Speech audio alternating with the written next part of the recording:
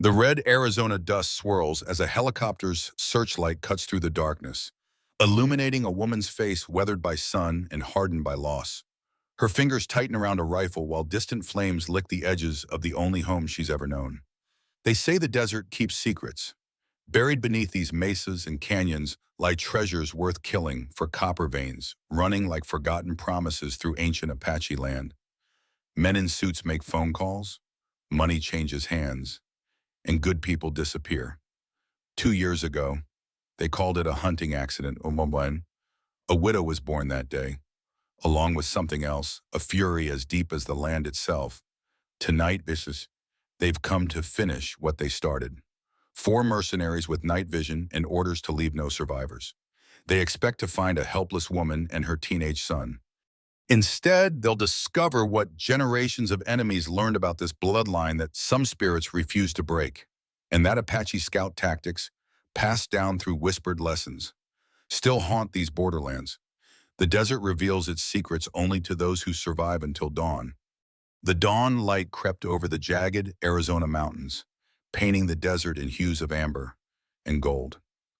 Rebecca Becky Harrington was already in motion, her weathered boots digging into Thunder's flanks as the magnificent quarter horse stretched into a full gallop, her dark hair, streaked with silver at the temples, whipped behind her, and her eyes sharp as an eagle's, never left the two riders ahead. "They're heading for Devil's Pass," she shouted to no one but herself and Thunder, whose ears flicked back at the sound of her voice. "They won't get away with you, boy." 2 men on stolen horses were attempting to make off with Thunder's stablemate. Midnight Storm, a prize stallion worth over $50,000. Becky had awakened to the sound of the stable door crashing open and was outside with her father's Winchester in hand before the thieves had cleared the property line. Now, the chase cut across the rugged terrain of Painted Canyon Ranch, 1,800 acres of Arizona borderland that had been in Becky's family for 4 generations.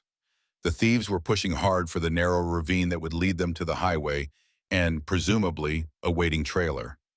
Becky knew these lands like she knew her own heartbeat. While the thieves followed the obvious path, she veered sharply right, guiding Thunder up a nearly invisible game trail that would intersect with Devil's Pass half a mile ahead. Thunder responded instantly to her subtle shifts, a testament to their years together. The horse's muscles bunched and released beneath her as they climbed the steep incline. At the top, Becky paused just long enough to see the thieves below, still unaware of her flanking maneuver. She patted Thunder's neck. "Let's show them what Apache riding really looks like," she whispered. With that, she urged Thunder forward, down a slope so steep most riders would have dismounted. The quarter horse practically flew down the incline, his sure footing making the impossible descent look like a casual morning trot. Becky's body moved in perfect harmony with the animal, her knees bent slightly, her weight balanced expertly, employing riding techniques passed down from her Apache grandfather. The thieves rounded the bend in the ravine to find Becky Harrington blocking their path, Thunder standing sideways across the narrow trail, the rising sun at her back making her silhouette appear larger than life. The Winchester rested casually across her lap. "That's far enough, boys," she called out, her voice calm but carrying an edge that made both men pull up short. "That's my horse you're stealing." The larger of the 2 men bearded, with a scar cutting through his right eyebrow, spat on the ground. "Get out of the way, lady. We don't want to hurt you." Becky's smile didn't reach her eyes. "Funny, I was about to say the same thing to you." What happened next occurred so quickly the thieves barely had time to react. Becky's right hand moved in a fluid arc, unfurling a lasso that had been coiled at her saddle horn. The rope whistled through the air and dropped over the first rider with surgical precision. A sharp tug unseated him, sending him crashing to the dusty ground. The second thief reached for what was clearly a gun tucked into his waistband. Before his hand closed around the grip, a blade flashed in the morning light. Becky's throwing knife, a gift from her Apache grandfather, embedded itself in the man's shoulder. Not a killing blow, but enough to make him howl and forget about the gun. "Next one goes in your throat," Becky said, the Winchester now raised and aimed, off the horse, slowly. 5 minutes later, Both men were on their bellies, hands zip-tied behind their backs with the plastic restraints Becky had taken to carrying in her saddlebags since the border troubles began. As she retrieved her knife and tightened the makeshift restraints, she noticed something on the neck of the bearded man, a small tattoo of a stylized lion with a crown the mark of the Nuevo Leon cartel. Her blood ran cold. These weren't ordinary horse thieves. They were cartel members. The implications sent a shiver down her spine that had nothing to do with the morning chill. Retrieving her cell phone, Becky called the local sheriff's office. "Tom, it's Becky Harrington. I've got two men who tried to steal Midnight." "Yeah, I'm fine, out at Devil's Pass. They're restrained, but you should know they're wearing Nuevo Leon ink." A long pause on the other end of the line. "I'll be right there." Sheriff Tom Reeves finally replied, his voice grave. "Don't let them out of your sight, Becky." As she ended the call, Becky gazed out across the vast expanse of her ranch, the land that had sustained her family for generations. A creeping sense of dread settled over her. These men weren't here by accident. The cartel wanted something from Painted Canyon Ranch, and they weren't likely to take no for an answer. Sheo. By mid-afternoon, the excitement of the morning had given way to the familiar routine of ranch work. Michael, Becky's 18-year-old son, was mending fence along the eastern border while she exercised the horses that hadn't been worked that day. Both Midnight and Thunder were safely back in their stalls, though Becky had taken the precaution of installing extra locks on the stable doors. Sheriff Reeves had taken the would-be thieves into custody with promises to keep Becky informed, but the grim set of his jaw told her he was more troubled than he let on. Tom had been her late husband, Jack's best friend since high school, and after Jack's death 2 years earlier in what was ruled a hunting accident, Tom had appointed himself unofficial protector of the Harrington family. "Mom," Michael's voice cut through her thoughts as he approached on his ATV. Tall and lean like his father, with Becky's copper-toned skin and dark eyes that reflected their Apache heritage. Michael had grown into a young man she was fiercely proud of. He killed the engine and dismounted. "Sheriff Reeves called. Said those guys this morning were Cartel. Is that true?" Becky nodded, wiping her hands on her jeans. "Looks that way." "Jesus, Mom, that's serious. Why would Cartel guys want our horses?" "I don't think they did," Becky said, her gaze drifting to the mountains that marked the Mexican border, just 20 miles south. "I think they wanted to send a message." Michael frowned. "What kind of message?" Before she could answer, the sound of an approaching vehicle drew their attention. A dusty black SUV with government plates was making its way up the long drive to the ranch house. "Expecting anyone?" Michael asked. "No."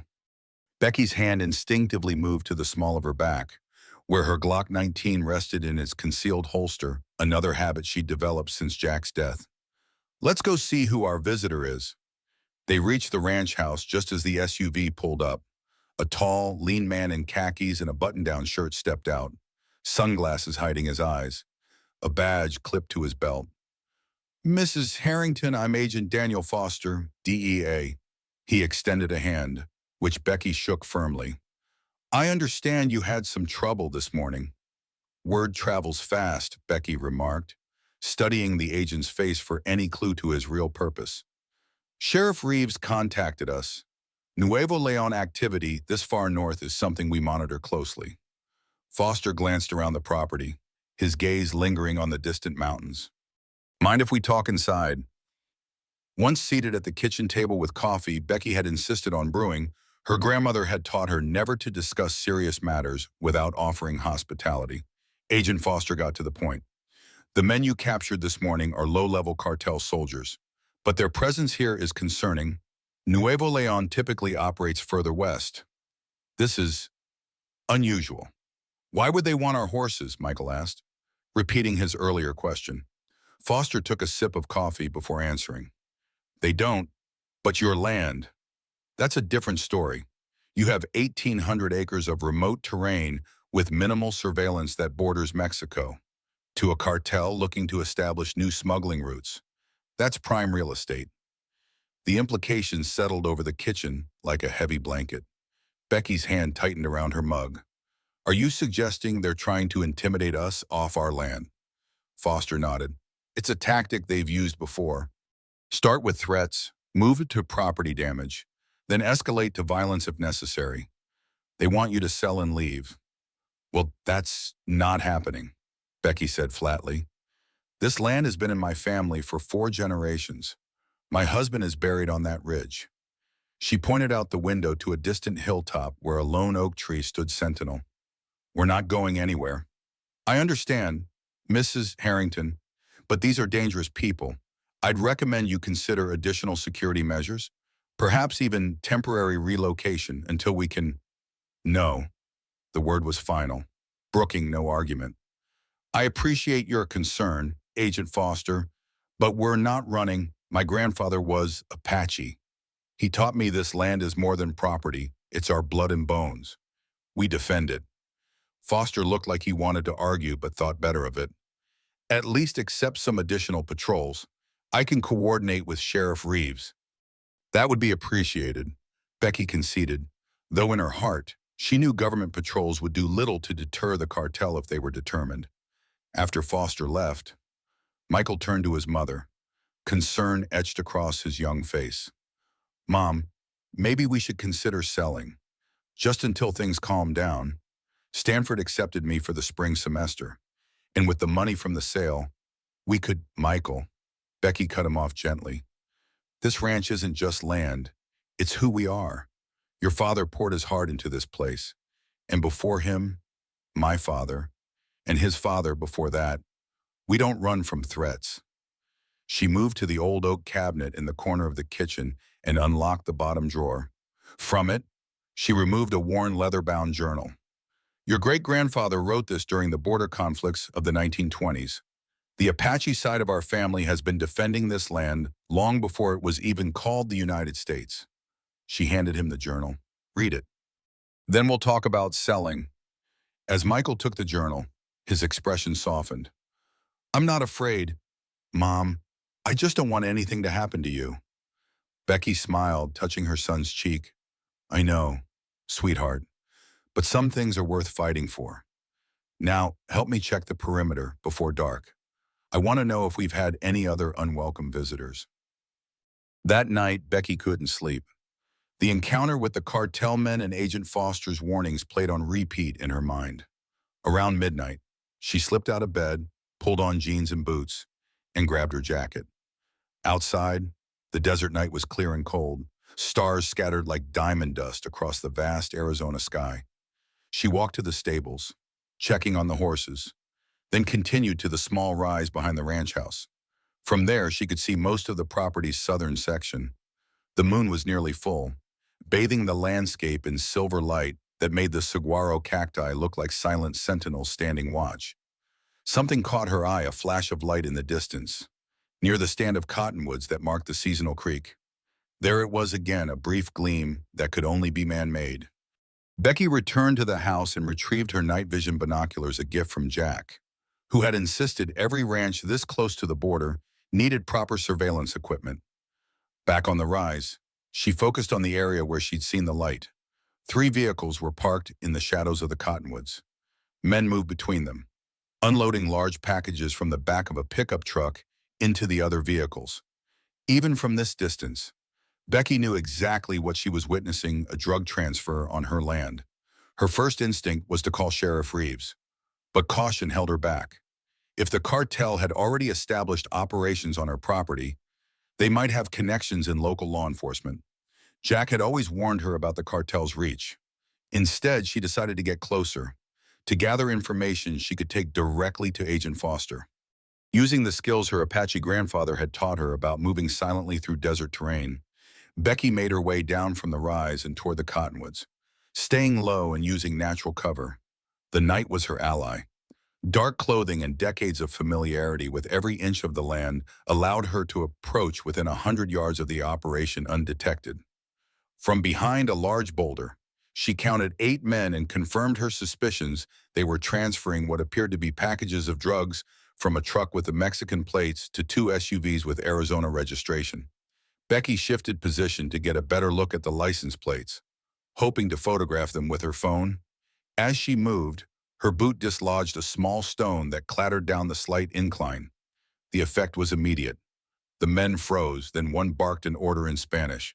Flashlight beams cut through the darkness, sweeping across the terrain. Becky pressed herself against the boulder, barely breathing. A sharp electronic chirp shattered the tension. She'd forgotten about the motion sensors Jack had installed along the property years ago. One of the men had activated a handheld receiver. He shouted something, pointing directly toward her hiding place. Becky didn't wait.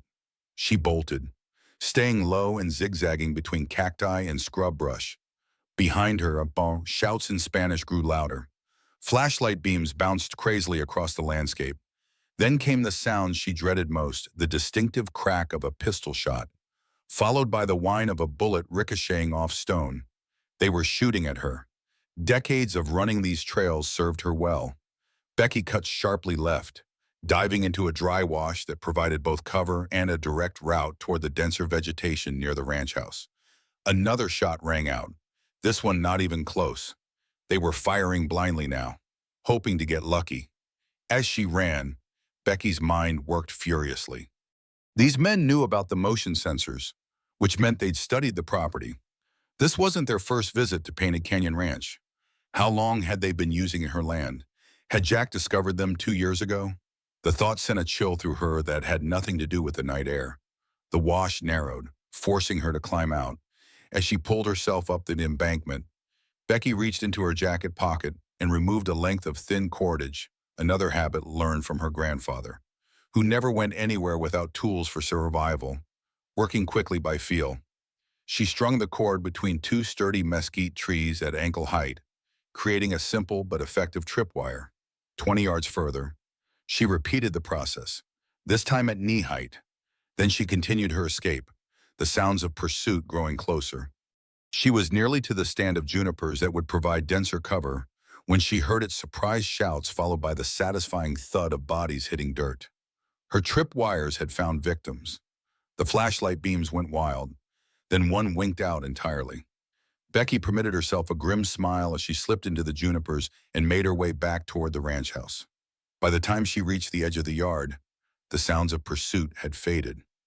Either they'd given up or, more likely, decided that continuing the chase too close to the house was too risky. Inside, she found Michael in the kitchen, a baseball bat in hand, his expression a mixture of fear and determination. "Mom, where were you? I heard gunshots." Becky caught her breath, her heart still pounding from the chase. "We have a problem. Michael, a big one." After explaining what she'd seen, Becky watched emotions play across her son's face, shock, anger, and finally, the determined set of jaw that reminded her so much of Jack. "We should call Agent Foster," Michael said. "This is federal stuff now." "Tomorrow, date," Becky agreed. "But first, we need to be sure about what we're dealing with. At first light, I'm going to check the southern fence line. I think they've been cutting through regularly." "I'm coming with you, Michael insisted. Becky shook her head. "No, I need you to stay here. Keep an eye on things. If I'm not back by noon, then you call Foster." She saw he was about to protest and added, "Those men might come back. Michael, I need to know the ranch is protected." Reluctantly, he nodded. "Be careful, Mom." "Always am," she replied, though both knew that what lay ahead was anything but safe. The first light of dawn found Becky already saddling Thunder. She'd slept fitfully for a few hours, her dreams haunted by visions of Jack's final days and questions about his accident that now seemed more suspicious than ever. She packed lightly water, jerky, her Glock, and a small pair of binoculars. In a saddlebag, she tucked the digital camera she used for documenting the ranch's wildlife. Today, it would serve a different purpose. The southern fence line was 5 miles from the ranch house, marking the property's border with what was technically federal land before the actual international boundary another 10 miles beyond. As Thunder carried her across the familiar terrain, Becky's eyes cataloged small changes she hadn't noticed before, subtle signs of increased traffic. Areas where the desert vegetation showed unusual wear. A game trail widened by repeated use. 2 hours into her ride, she found what she was looking for. A section of fence had been cut and then carefully reattached with wire that would be invisible from a distance, but easily removed by someone who knew it was there. Nearby, tire tracks led from the fence line toward the east, eventually connecting with an old logging road that had fallen into disuse decades ago. Becky dismounted and began documenting everything with her camera. Close-ups of the altered fence, the tire tracks, and even cigarette butts she found nearby that bore Mexican tax stamps. As she worked, a sense of violation grew within her. These people had been trespassing on her land for months, maybe longer. Her thoughts turned to Jack. He'd been meticulous about the ranch's security, riding the fence line at least twice a month. He would have noticed these changes. Had he confronted the cartel? Was his hunting accident really a silencing? The sound of an approaching vehicle snapped Becky back to the present. Quickly, she led Thunder behind a large outcropping of rock, positioning herself where she could observe without being seen. A dirty white pickup truck came into view, moving slowly along the logging road. It stopped near the altered section of fence, and two men got out. They worked quickly, removing the wire that held the fence together and creating an opening large enough to drive through. The truck continued onto Painted Canyon land, and the men resealed the fence behind it. Becky raised her camera, zooming in to capture clear images of the men's faces and the truck's license plate. As she did, her blood ran cold. The passenger was none other than Deputy Martinez from the sheriff's office, out of uniform but unmistakable. Law enforcement was involved. The realization hit her like a physical blow. Who could she trust now? The truck disappeared from view, heading deeper into her property. Becky waited 10 minutes to ensure they wouldn't double back, then approached the fence to examine their handiwork more closely. The cuts were clean. Professional someone had been doing this for a while. She was about to return to Thunder when movement caught her eye. On the ground near the fence post was a crumpled piece of paper. Carefully, she picked it up and smoothed it out. It was a receipt from a gas station in the town of San Miguel, just across the border, dated yesterday. But what made her heart race was the handwritten note on the back: Thursday, 2 a.m. Harrington Stable, no witnesses. Today was Wednesday. Becky's mind raced. The cartel was planning something at her stable tomorrow night, something that required no witnesses. The implications were clear and terrifying. This wasn't just about using her land for transit anymore. They were escalating. She needed to get back to the ranch. Now. The return journey seemed to take an eternity, though Becky pushed Thunder harder than she normally would. By the time the ranch house came into view, it was nearly noon, and a familiar black SUV was parked in the drive. Agent Foster had returned. Inside, she found Michael and Foster at the kitchen table, heads bent over a map of the area. "Mom!" Michael jumped up, relief washing over his face. "I was about to come looking for you." "Mrs. Harrington," Foster greeted her with a nod. "Your son tells me you went to check the fence line alone. That wasn't wise." "I'm glad I did," Becky replied, laying her camera and the crumpled receipt on the table. "Because I found this."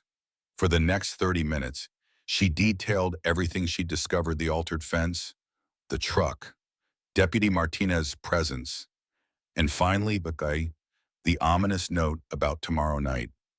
Foster's expression grew increasingly grim.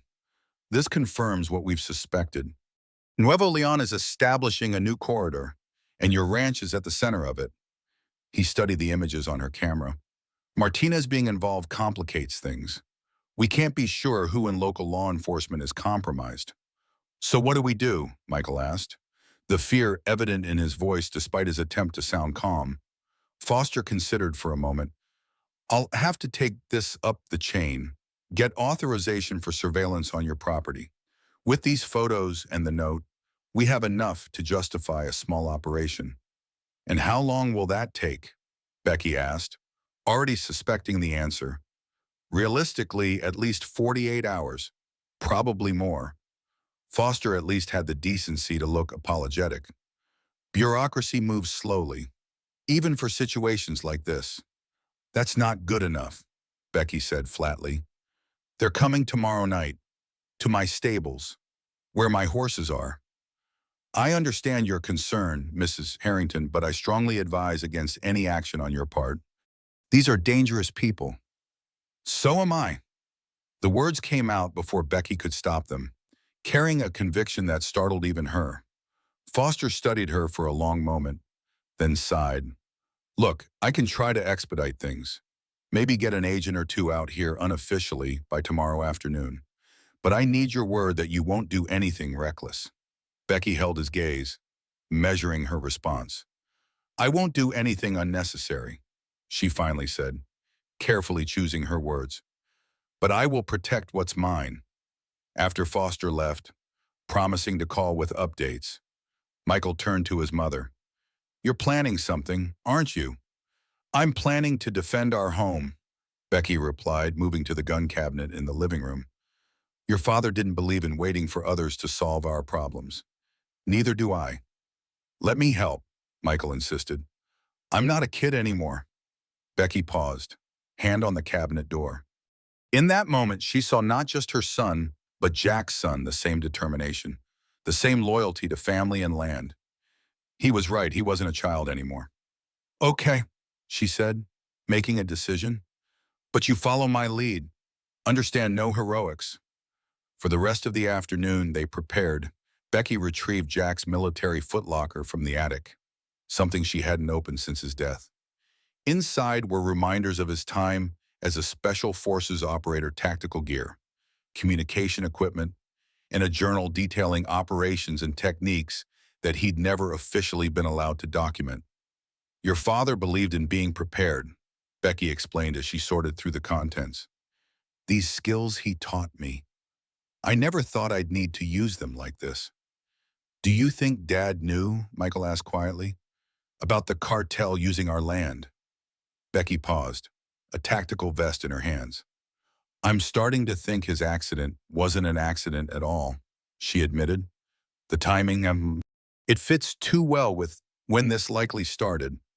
The realization hung heavy between them, a new grief layered over the old. If Jack had been murdered, everything changed. As evening approached, Becky made one more call to Joe Running Bear, her grandfather's best friend and one of the few remaining traditional Apache elders in the area. If anyone would understand what she was facing and the connection to the land she was fighting for, it would be Joe. I need your wisdom, Uncle, she said when he answered, using the term of respect she'd called him since childhood. The devils are at my door. Joe's gravelly voice was calm as ever. I've been expecting your call, Becky. The signs have been there. Come to me tonight, after dark. Bring the boy. There are things you both need to know. The drive to Joe Running Bear's home took them off the main roads and deep into the reservation lands where Joe had chosen to return in his later years. His small house sat nestled against the base of a red rock formation, isolated and peaceful in the gathering darkness. Joe was waiting on the porch, his weathered face illuminated by the soft glow from the windows. At 75, he still stood straight as a young man, his long silver hair tied back in a traditional style, his dark eyes sharp and knowing. The land speaks to those who listen, he said by way of greeting. Your grandfather understood this. Your father learned it. Now it's your turn. Becky. Inside, the house was warm and smelled of sage and pine. Joe gestured for them to sit at his kitchen table while he prepared coffee. On the walls hung photographs spanning decades Becky's grandfather as a young man, Joe in his army uniform during Vietnam, the two friends together in their later years. The cartel thinks they understand power, Joe said as he set mugs before them. They have guns, money, men, but they don't understand the power of connection to the land. He looked directly at Becky. You do. It's in your blood. They're coming tomorrow night, Becky explained. To the stables, I think they're planning to burn them down. Maybe worse. Joe nodded slowly. They want to break you, make you run like a frightened deer so they can take what isn't theirs. He turned to Michael. And you, young man, are you ready to stand with your mother? Michael straightened. Yes, sir. It's our home. Good, Joe rose and moved to an old trunk in the corner. From it, he removed a small bundle wrapped in deerskin. Your grandfather left this for you, Becky. Said you'd know when it was time. He placed the bundle on the table and carefully unwrapped it.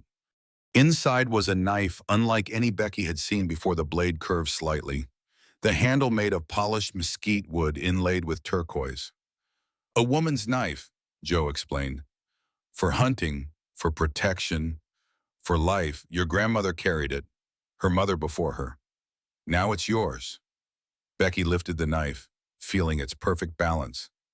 I'm not sure traditional weapons will be much use against cartel gunmen. Uncle? Joe's smile was knowing. The knife is a tool, yes, but what I have to teach you tonight goes beyond weapons. The Apache were never the most numerous people, never the best armed, but we survived because we understood how to use the land itself against our enemies. For the next 2 hours, Joe shared knowledge that had been passed down through generations, tactics for creating confusion among larger forces, methods of psychological warfare that made enemies believe they faced many when they faced few, ways to use the natural terrain as both weapon and shield. Your grandfather called it the ghost walk. Joe explained as he demonstrated a method of movement that minimized sound and visibility. The Apache could move entire camps overnight without being detected. 20 men could seem like 100. As midnight approached, Joe took them outside. Under the star-filled sky, he showed them how to create simple but effective traps using materials found in nature, how to project sound to confuse pursuers, and most importantly, how to become one with the desert darkness. Remembered, he said, as they prepared to leave. The cartel men are visitors here. This is your land. It knows you. Let it help you. Joe pressed something else into Becky's hand, a small pouch of mixed herbs and earth. For protection, he said simply. Your grandfather would want you to have it. On the drive back to the ranch, Michael was unusually quiet. Finally, he spoke. Do you think it will work? What Joe taught us, Becky glanced at her son, seeing in him the future of their family, the reason she would fight with every breath in her body. It has to, she replied, because tomorrow night, we take back what's ours. Thursday dawned clear and crisp. Becky rose before the sun, her mind already mapping out the day ahead. There would be no call to Agent Foster, no waiting for bureaucratic wheels to turn. The defense of Painted Canyon Ranch would come from those who loved it most. She spent the morning making preparations, using the skills Joe had taught them and the tactical knowledge Jack had left behind. Michael worked alongside her, his young face set with determination that made her heart ache with pride and fear. By midday, they had transformed the area around the stables into a carefully prepared battlefield, one where they would have every advantage. Tripwires with noisemakers placed at strategic points, reflective material positioned to catch flashlight beams and create confusion. The horses moved to the far paddock for safety. Jack's old military radios tested and ready. Mom, Michael said as they ate a quick lunch of sandwiches in the kitchen. What if they don't come? What if we're wrong? Becky took a sip of water before answering. Then we spend an uncomfortable night watching an empty stable, and I feel foolish in the morning. She set her glass down firmly. But they're coming. I can feel it. As the afternoon waned, Becky made one final preparation, a visit to Jack's grave on the ridge. She stood before the simple headstone, the lone oak tree casting dappled shadows across the engraved words, Jack Harrington, beloved husband and father, defender of what matters. I think I understand now, she said softly to the wind and the earth, and whatever might remain of the man she'd loved. Why you were out checking the south fence that day, what you found. She knelt, placing her hand on the sun-warmed stone. I'll finish what you started. Jack, I promise, Barreto. When she returned to the ranch house, the sun was setting, painting the desert in fire. Michael had changed into dark clothing as instructed and was checking the magazine of the .22 rifle Jack had given him on his 16th birthday. You remember the plan, Becky asked, double-checking her own equipment, the Glock at her hip, Jack's night vision goggles, the radio. and the Apache knife from Joe, now secured in a sheath at her ankle. Michael nodded. I stay in position at the house, monitoring the cameras. If anyone approaches from the north or east, I radio you. I only engage if they come to the house. And if things go wrong, I call Agent Foster and then get to the emergency rally point at Old Man Wilson's abandoned hunting cabin. Becky squeezed his shoulder. We're going to be fine. Just remember what Joe said, let the land help us. As darkness fell, Becky took up her position in the juniper thicket 30 yards from the stables. From here, she had a clear view of the main approach, but remained hidden from sight. The radio at her belt gave a soft static click. Michael signaled that he was in position and the surveillance cameras were active. The hours crawled by. The desert night came alive around her, the soft hooting of an owl, the skittering of small creatures in the underbrush, the whisper of wind through the junipers. Becky remained motionless, her breathing slow and controlled, her senses attuned to any disturbance in the natural rhythm. It was just after midnight when she heard the faint sound of vehicles approaching, with headlights off, coming from the direction of the old logging road. The cartel was right on schedule. The radio at her belt clicked twice. Michael had spotted them too. Becky settled deeper into her hiding spot, adrenaline sharpening her senses as she watched 3 vehicles, 2 SUVs, and a pickup pull up about 100 yards from the stables. Men emerged from the vehicles, 7 in total, their movements suggesting military or police training.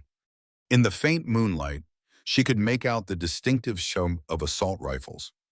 This wasn't just about intimidation anymore. They had come prepared for violence. One man, taller than the rest, gave orders in a low voice. 3 men moved toward the stables while the others secured the perimeter.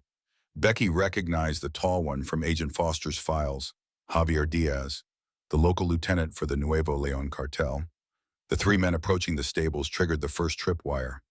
The sudden jangle of metal cans strung together stopped them in their tracks. Flashlight beams cut through the darkness, searching for the source of the noise.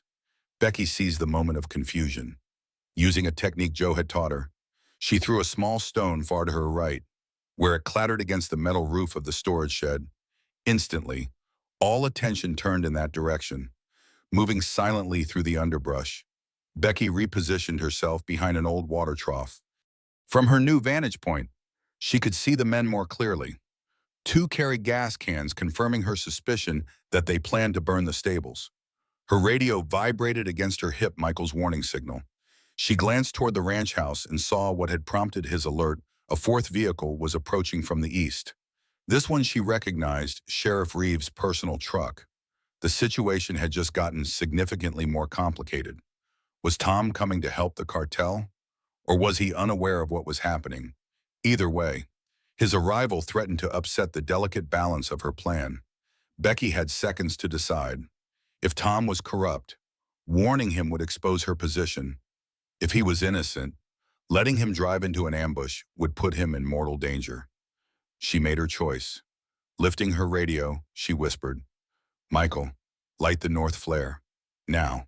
Seconds later, the night sky bloomed with crimson light as the emergency flare Michael launched arced over the property. In its harsh illumination, every player in the unfolding drama was suddenly exposed: the cartel men at the stables, Diaz by the vehicles, and Sheriff Reeves' truck skidding to a halt on the access road. The momentary confusion was all Becky needed. She triggered the next phase of her plan, remotely activating the ranch's irrigation sprinklers near the stables. As water sprayed across the area, the men with gas cans fell back, cursing. Diaz shouted orders, redirecting his men to spread out and find whoever had set off the flare. One headed directly toward Becky's position. She waited until he was 5 feet away, then rose silently behind him. The Apache knife flashed once in the darkness.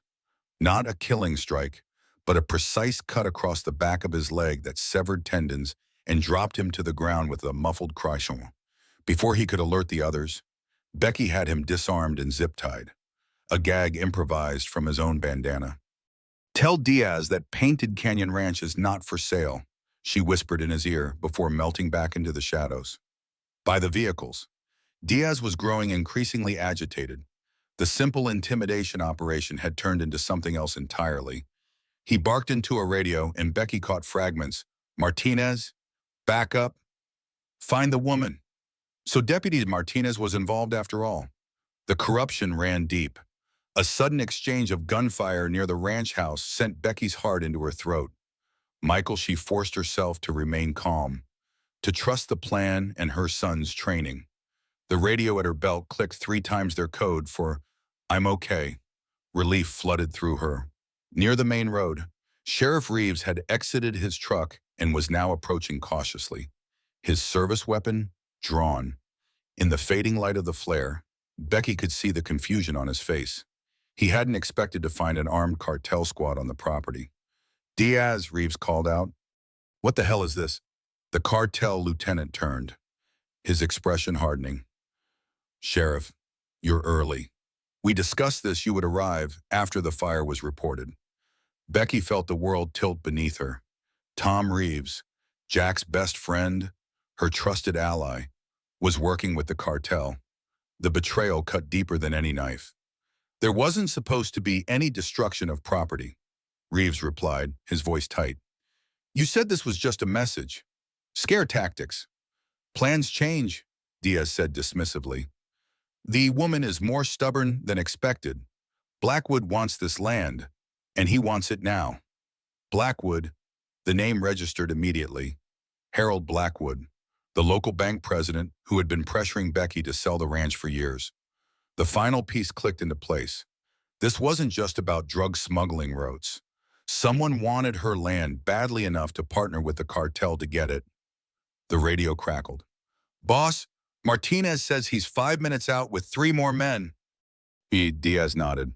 "Good. Find the woman and her brat. I want them alive if possible. Blackwood says dead works too, but it complicates the property transfer." That was all Becky needed to hear. These men had come to take everything from her. Her land, her livelihood, her son, her life. And they were connected to the man who had likely ordered Jack's murder. Something cold and focused settled in her chest. The tactics shifted in her mind from defense to offense. Joe's voice echoed in her memory. 20 men could seem like 100. It was time to become the ghost, using the techniques Joe had taught her. Becky began a campaign of psychological warfare. A whistle from the darkness near the stables drew gunfire from nervous cartel members. While they focused there, she triggered one of Jack's old military flashbangs on the opposite side of the property. As men rushed toward the new threat, she used fishing line to drag brush across the ground 50 yards to their left, creating the impression of movement. Confusion spread among the cartel ranks. In the chaos, Becky managed to disbow a second man with a well-placed blow from a rock sling, another Apache skill Joe had revived in her. Through it all, Sheriff Reeves stood by the vehicles, his expression growing increasingly troubled as he witnessed what was unfolding.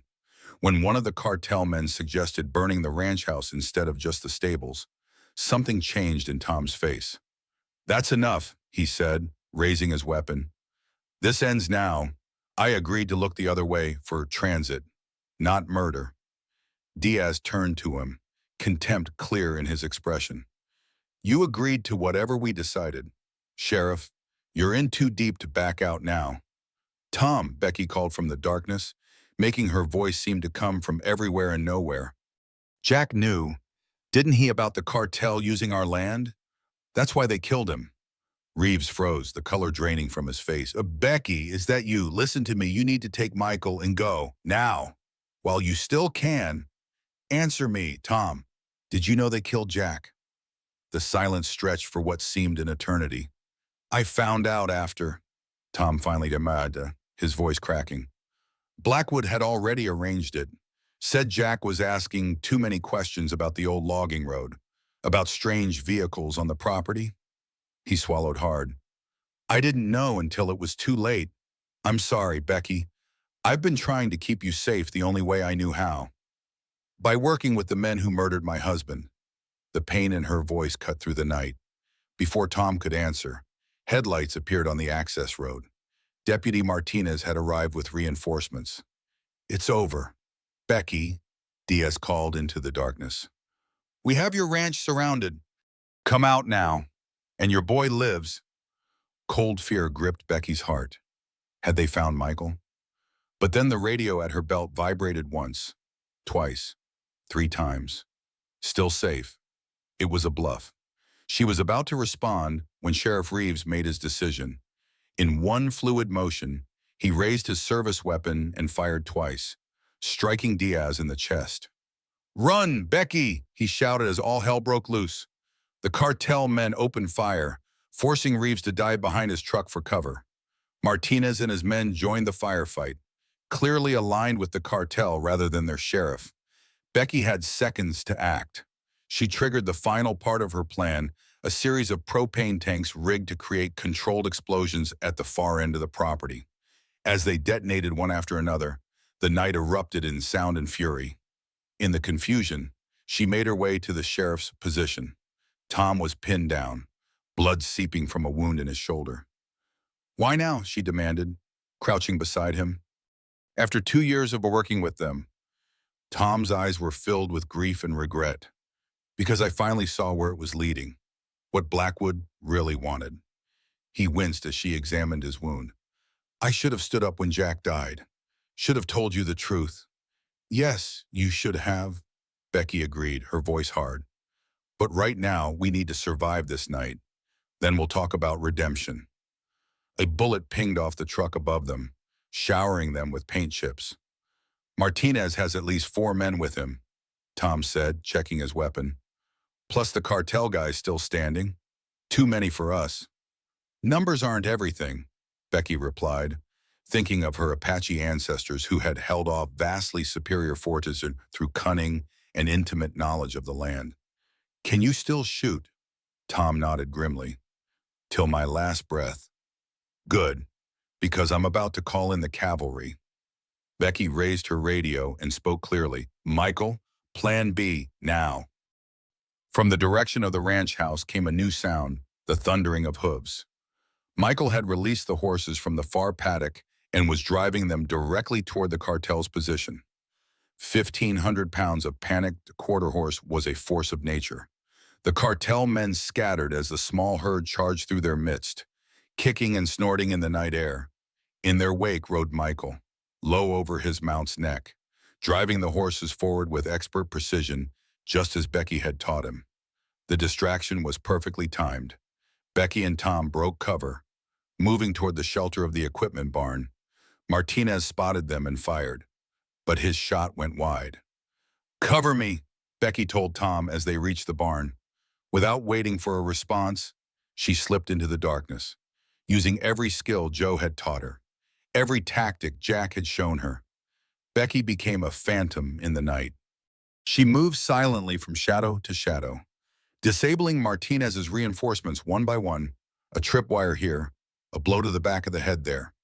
Each man secured with zip ties before he could raise the alarm. By the time she circled back to the barn, only Martinez himself and 2 cartel members remained active. Tom had managed to wound one of them and was holding position despite his injury. "Martinez," Becky called, throwing her voice as Joe had taught her.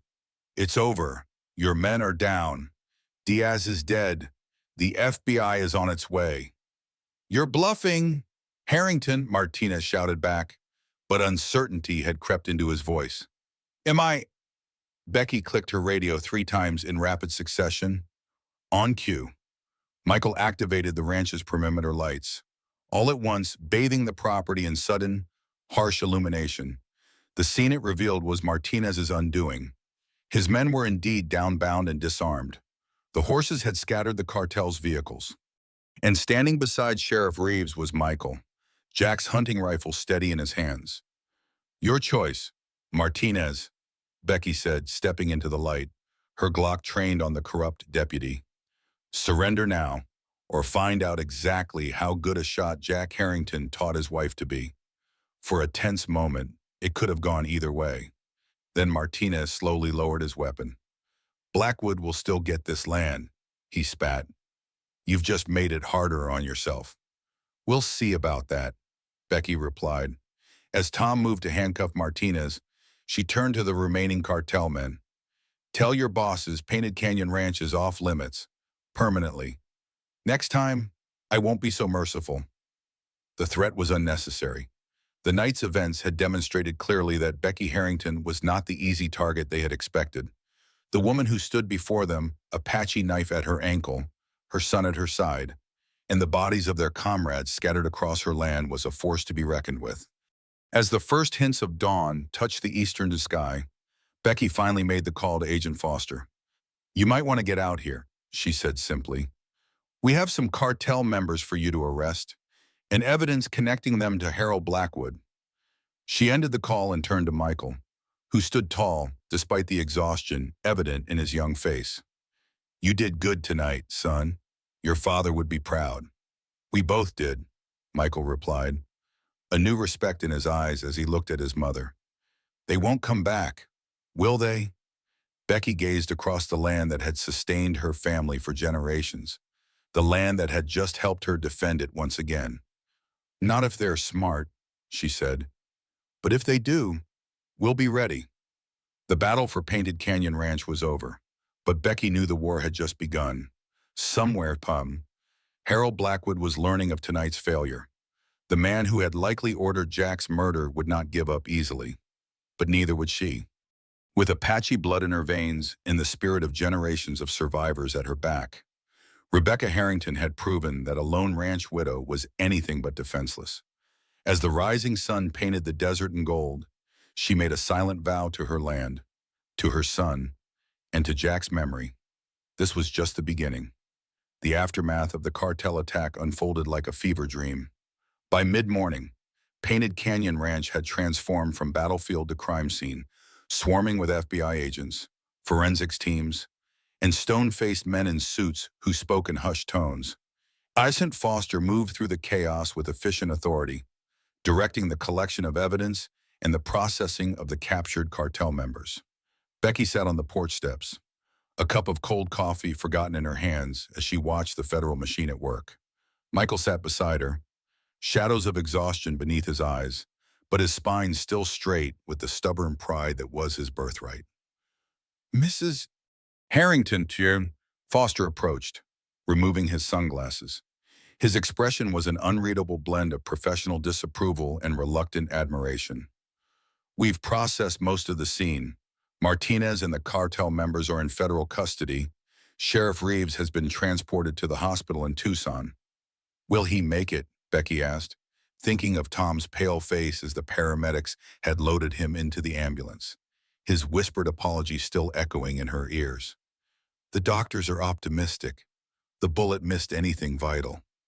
Foster hesitated. "He's asking to speak with you." Becky nodded, unsurprised. There were too many questions left unanswered, too much history between them to leave things as they stood.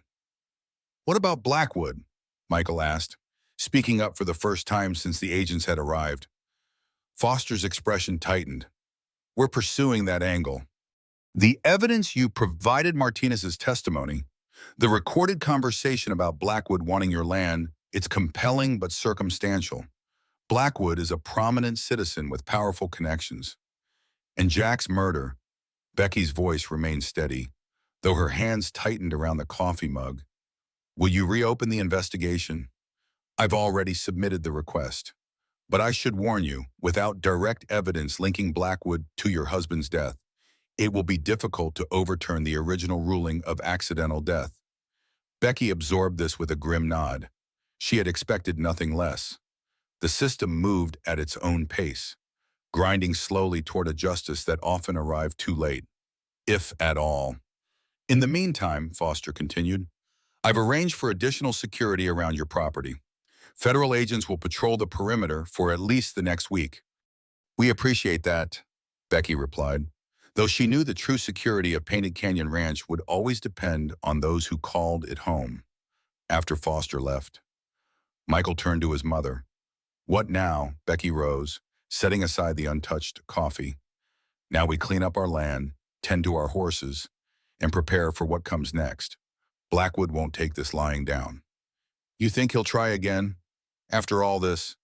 "Men like Blackwood don't abandon their plans easily. They just change tactics." She looked out across the property, taking in the damaged, trampled vegetation, bullet holes in the barn, the lingering smell of smoke from the diversionary fires. But neither do Harrington's. 2 days passed in a blur of activity. The federal presence gradually diminished, though patrol cars still made regular circuits past the ranch entrance. Becky and Michael worked from dawn to dusk, repairing damage, reinforcing security measures, and restoring order to their disrupted lives. On the third morning, Becky received a call from the hospital. Tom Reeves was stable and asking for her. Despite Michael's protests, she decided to go alone. "This is between me and Tom," she explained as she grabbed her truck keys. "There are things he might say to me that he wouldn't with you there." "About Dad?" Michael asked, his expression suddenly vulnerable despite his attempt at stoicism. "Yes." Becky touched his cheek gently. "I'll tell you everything when I get back. I promise."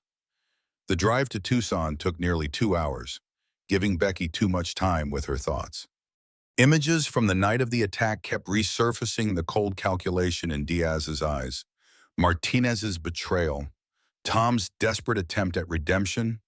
Beneath it all ran the current of Jack's absence, more acute now than it had been in months.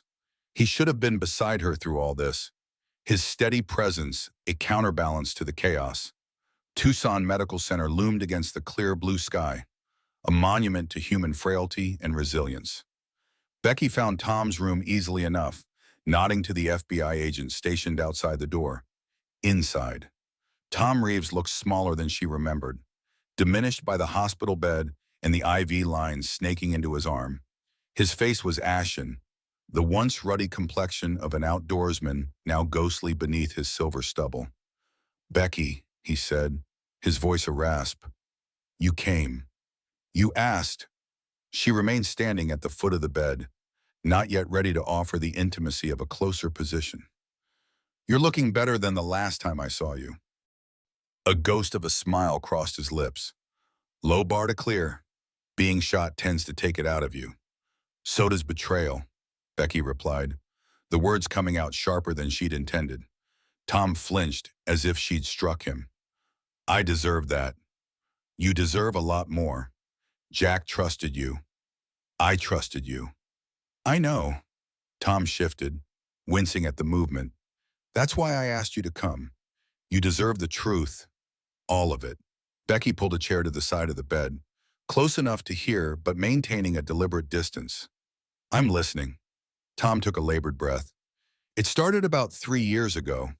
Blackwood approached me about looking the other way for certain activities along the border. Nothing major.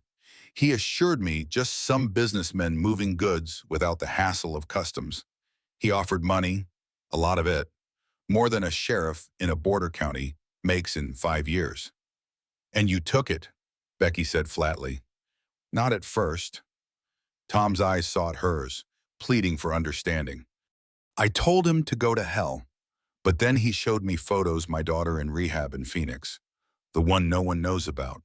My gambling debts from that bad stretch after Diane left. Everything I tried to keep buried. Blackmail." Tom nodded. "He said all he needed was for me to occasionally not be where certain vehicles were crossing, to route patrols away from specific areas on specific nights. It seemed manageable, a compromise I could live with. Until Jack started noticing things on your ranch," Becky supplied, the pieces falling into place. "Tracks, signs of trespassers. Jack was always too observant for his own good." Tom's voice broke. "He came to me first, said he'd found evidence of regular traffic on the old logging road, signs that someone was cutting the fence. Asked if I'd heard anything. And you lied to him. I told him I'd look into it." Tom's gaze dropped to his hands. "But I warned Blackwood instead. Told him to be more careful, to use a different route. I never thought—" His voice trailed off. "You never thought they'd kill him," Becky finished, her tone cold. "Blackwood swore it was an accident, said they only meant to scare him, to make it clear he should mind his own business." Tom's eyes glistened with unshed tears. "By the time I found out what really happened, it was too late. Jack was gone, and I was in deeper than ever." Becky sat in silence, absorbing the devastating confirmation of what she'd already suspected. Jack's death had been no accident. He had been murdered for discovering exactly what she had found, that their land was being used as a smuggling route. "Why did they wait so long to come after me?" she finally asked. "It's been 2 years. Blackwood wanted to do it legally first. Have the bank foreclose, buy the property at auction. But you kept making just enough payments to hold on." Tom shifted again, his face contorting in pain. "When that didn't work, he started pressuring you to sell. Only when that failed did he turn to the cartel's methods. And you went along with all of it. I'm not asking for forgiveness. Becky, what I did, the choices I made, they're unforgivable. I know that." Tom reached for a cup of water, his hand trembling. "But I'm trying to make it right now. I've given Foster everything: dates, names, bank accounts, enough to bring Blackwood down if the FBI does its job." Becky studied the man before her, Jack's best friend since childhood, the man who had stood beside them at their wedding, who had taught Michael to fish. The betrayal cut bone deep, yet she couldn't deny the genuine remorse in his eyes. "Tom," she said finally, "I don't know if I can ever forgive you for what happened to Jack. But that night at the ranch, you chose the right side in the end. That counts for something." Relief washed over his features. "There's something else you should know. Something about Blackwood's interest in your land. The drug routes. It's more than that." Tom leaned forward, lowering his voice despite the privacy of the room. "About 5 years ago, a geological survey was done in that area, very quietly, funded by a shell company. They found indications of copper deposits, significant ones, under the southern portion of your property." Becky's breath caught. Copper mining was big business in Arizona, with deposits worth millions. "Blackwood's been buying up land all through that area," Tom continued, "setting up for a major mining operation. Your ranch is the last piece he needs. The heart of the deposit is right under your south pasture." Jack never mentioned any survey. He wouldn't have known. It was kept very quiet, and the surveyors were disguised as utility workers. Tom sank back against his pillows, exhaustion evident in every line of his face. "Blackwood's ruthless. Becky, the cartel connection is just a means to an end for him. He wants that copper, and he's not going to stop until he gets it." "Then he's in for a disappointment," Becky said, her resolve hardening. "Because I'm not selling. Not now. Not ever." "Be careful," Tom warned. "With Martinez in custody and the cartel operation exposed, Blackwood is cornered. That makes him more dangerous, not less." As Becky rose to leave, Tom caught her hand, a liberty she allowed only because of the desperation in his eyes. "Watch your back, Becky, and tell Michael. Tell him I'm sorry for everything." She nodded once, then gently withdrew her hand and walked out without looking back. The drive home from Tucson gave Becky time to process Tom's revelations. Copper deposits explained Blackwood's obsession with acquiring Painted Canyon Ranch, his willingness to partner with the cartel, even to arrange Jack's murder. The stakes were higher than she had realized, which meant the danger was far from over. As she pulled onto the long drive leading to the ranch house, the setting sun cast long shadows across the land. Michael was waiting on the porch, his expression anxious until he confirmed it was her truck approaching. Inside, over a simple dinner of chili from the slow cooker, Becky related everything Tom had told her. Michael listened in silence, his young face growing harder with each new revelation about his father's death. "So it wasn't an accident," he said when she finished. "They murdered Dad because he found out about their smuggling route." "Yes." Becky saw no point in softening the truth. Michael deserved honesty, however painful. "And now they want our land for copper mining." His fist tightened around his spoon. "What are we going to do? First, we gather information. If there's copper under this ranch, I want to know exactly where and how much. Second, we secure our legal position. If Blackwood tries to come after us through legitimate means again, we need to be prepared." "And third," Michael asked. Becky's expression was grim, We prepare for the possibility that Blackwood isn't finished with his less legitimate methods. The cartel may have been scared off for now, but he has other resources. After dinner, Michael retreated to his room and to research copper mining operations in Arizona, while Becky called Joe Running Bear. If anyone would know about geological surveys conducted on or near tribal lands, it would be Joe, whose network of connections throughout the region was unparalleled. Copper, eh? Joe said when she explained what Tom had revealed. Doesn't surprise me. The mountains have always held wealth for those who know where to look. My grandfather used to say the earth keeps its secrets until the time is right to reveal them. Any chance you've heard about this survey Blackwood commissioned? Nothing specific, but there have been rumors. Strange vehicles on back roads. Men with equipment who claim to be from the utility companies, but asked too many questions. Joe paused. I'll reach out to some contacts. The tribes keep better records of who comes and goes on these lands than the government does. Thank you, Uncle. And be careful. Blackwood has proven he's willing to go to extreme lengths. Ha! Joe's laugh was a dry cackle. Let him try something with an old Apache. I may be 75, but I can still disappear into these hills where no white man would ever find me.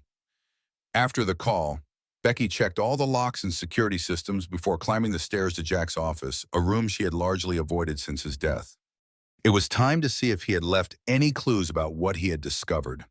The office was exactly as Jack had left it, down to the half-finished cup of coffee that Becky had never had the heart to remove.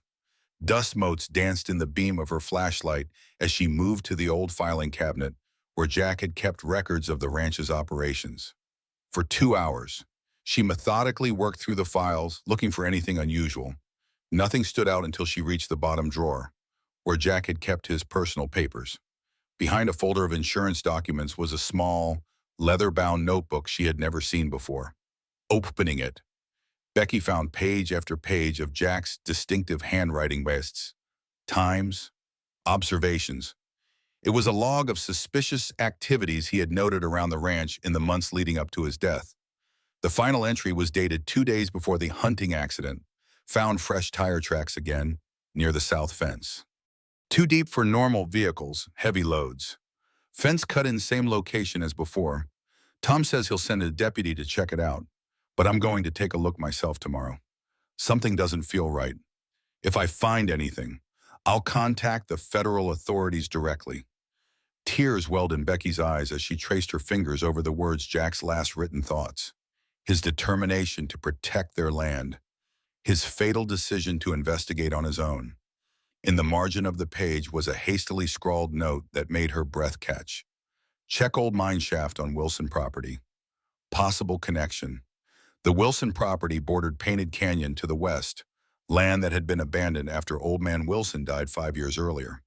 Becky knew there was an abandoned copper mine on that property, a relic from the early 1900s that had played out long ago. Jack had taken Michael exploring there once, though Becky had disapproved of the risk. Could there be a connection between the old mine and the new copper deposits? Had Jack stumbled onto something bigger than just a smuggling route, with renewed purpose? Becky gathered the notebook and then headed downstairs. She found Michael at the kitchen table, laptop open, surrounded by printouts about copper mining operations. I found something, she said, placing the notebook before him. Your father's observations before he died, and a clue about where he might have been heading when they killed him. Michael's eyes widened as he scanned the final entry. The old Wilson mine, but that's been empty for a century. Maybe not as empty as everyone thinks. Becky pulled up a chair. What have you found out about copper mining?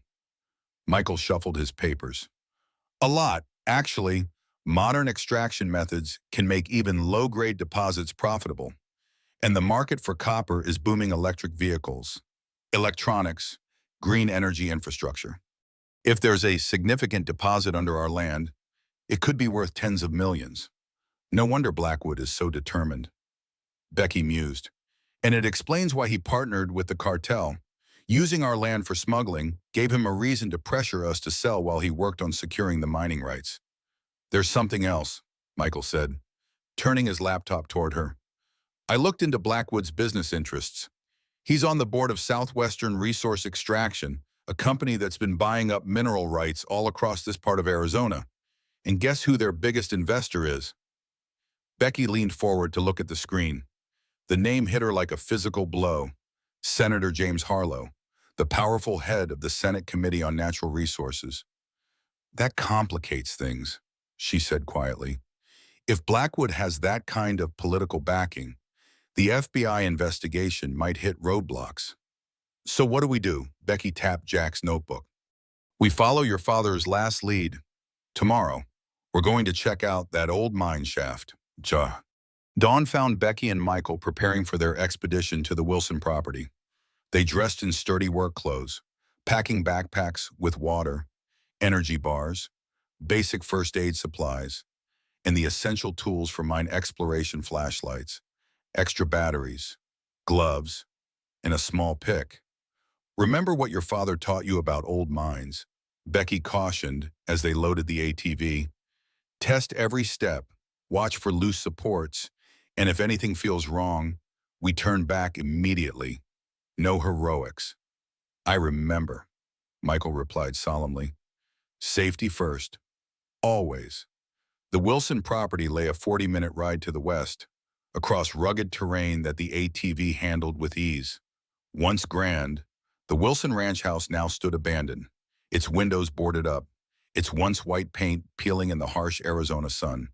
Beyond it, the land rose toward rocky hills where the old copper mine had been established in the late 1800s. They parked the ATV at the base of the trail leading them up to the mine and continued on foot. The path was overgrown, but still visible, winding through scrub brush and around massive boulders that had tumbled down from the heights over the decades. Look, Michael said, pointing to faint tire tracks cutting across the path. Someone's been up here recently. Becky knelt to examine the tracks. Heavy vehicle, probably within the last month. She frowned. The mine entrance should be just around that ridge. Let's approach carefully. As they rounded the rocky outcropping, the mine entrance came into view, a dark rectangle cut into the hillside, shored up with old timber supports that had weathered to a silvery gray. But it wasn't the entrance itself that made them pause. It was the fresh chain-link fence erected across it, complete with no trespassing and danger signs bearing the logo of the Bureau of Land Management. That's new, Becky said, approaching the fence cautiously. The last time your father mentioned this place, there was just an old wooden barrier that had partially collapsed. Why would the BLM suddenly secure an abandoned mine? They don't have the budget to fence off every old shaft in Arizona. Exactly. Becky examined the lock on the gate, new and heavy duty. Someone wants to keep people out, or something in. They circled the entrance and looking for any sign of what might have prompted the new security measures. About 20 yards to the left of the main entrance, Michael spotted something: a ventilation shaft, much smaller than the main tunnel, with its grating recently disturbed. Mom, he called, dropping to his knees beside the opening. Look at this. The bolts have been removed and replaced. Recently, too. No rust on these nuts. Becky joined him, playing her flashlight into the shaft. It dropped straight down for about 15 feet before angling off toward what would be the main tunnel. Someone's been using this as an access point. The question is, why? They spent the next hour exploring the area around the mine, finding more evidence of recent activity: a cigarette butt of a Mexican brand, fresh boot prints, an empty water bottle half buried beneath a rock. I think we should try to get in, Michael said finally, voicing what they were both thinking. That ventilation shaft is wide enough. I could lower myself down with a rope. Absolutely not, Becky replied, though the desire to see what was inside the supposedly abandoned mine gnawed at her as well. We don't know what's down there, and we're not prepared for serious mine exploration. But Dad thought it was important. His last note, I know. Becky cut him off gently. But we're going to do this right. We'll come back better equipped, and we'll bring Joe. If anyone can get us in and out safely, it's him. Reluctantly, Michael agreed. They took photographs of everything they'd found and marked the location of the ventilation shaft on their GPS before heading back to the ATV. As they crested the final rise before the Wilson Ranch house, Becky held up a hand, signaling Michael to stop. Below, a black SUV was parked beside their ATV. Two men in suits stood waiting, their stances conveying authority even from a distance. "Federal agents," Becky murmured, recognizing the body language from her recent experiences. "How did they know we were here?" "GPS tracker on the ATV," Michael suggested. "Agent Foster said they'd be monitoring the ranch." "Only one way to find out." Becky adjusted her hat and continued down the slope, Michael following close behind. As they approached, one of the men stepped forward mid-50s, silver at his temples, with the weathered face of someone who spent more time outdoors than his suit suggested. "Mrs. Harrington, I'm Special Agent Dennison, FBI." He flashed credentials. "This is Agent Parker. We'd like to speak with you about your excursion today." "We're on public land," Becky replied evenly. "Last I checked, that wasn't a crime." "No, but trespassing on a secured federal site is." Dennison nodded toward the hills behind them. "The Wilson mine was recently designated a hazardous area by the BLM. Access is restricted." "Funny timing," Becky observed. "The mine's been abandoned for decades. Why the sudden concern for public safety?" Dennison's expression remained neutral. "Environmental assessment revealed dangerous levels of contamination. Standard procedure. Yet there's no official notice in the county records." Michael interjected. "I checked yesterday. No environmental assessment filed. No public comment period." A flicker of surprise crossed Dennison's face before he masked it. "These things take time to process through official channels. The physical security measures come first." "Of course," Becky said, her tone making it clear she didn't believe a word. "Well, we've had our hike and we're just heading home. Unless you're planning to arrest us for walking on public land." "Not to Mrs. Harrington, but consider this a formal warning. The mine is off limits." Dennison handed her a card. "If you observe any suspicious activity in the area, please contact me directly rather than investigating on your own." The implied threat was clear. Becky took the card with a tight smile. "We appreciate your concern, Agent Dennison. Have a nice day." As they drove away on the ATV, Michael leaned close to be heard over the engine. "They're hiding something in that mine. Has to be connected to the copper deposits." "Yes," Becky agreed. "And to your father's death. The question is, what exactly did Jack discover that was worth killing him for? And who sent those agents to intercept us?" Blackwood has friends in high places, but this fast a response suggests they were already watching the mine. When they returned to the ranch, they found Joe Running Bear waiting for them on the porch, his ancient pickup truck parked beside the house. The concerned expression on his weathered face told Becky he had news before he even spoke. "Trouble's coming," he said without preamble as they approached. "Word around the reservation is that Blackwood's called in some professional help. Not cartel this time, private contractors. The kind that don't ask questions and don't leave witnesses." "Mercenaries," Becky translated, her heart sinking. "How reliable is this information?" "My nephew works security at the watering hole. Overheard a conversation between Martinez's replacement and a stranger in town. They didn't know he understands Spanish." Joe accepted the glass of water Michael offered him. "They're coming tomorrow night. Planned as a home invasion gone wrong." The bluntness of the threat landed like a physical blow. Becky had expected Blackwood to try again, but not so soon, and not with such direct violence. "We should call Agent Foster," Michael said, reaching for his phone, "and tell him what Becky asked, that Joe's nephew overheard a conversation in a bar. Foster needs evidence. Not hearsay. And even if he believes us, bureaucracy moves slowly. By the time the FBI mobilizes, it could be too late. So we handle it ourselves," Michael concluded, his young face hardening with resolve. Like before, Becky exchanged a look with Joe, who nodded gravely. "We prepare," she agreed.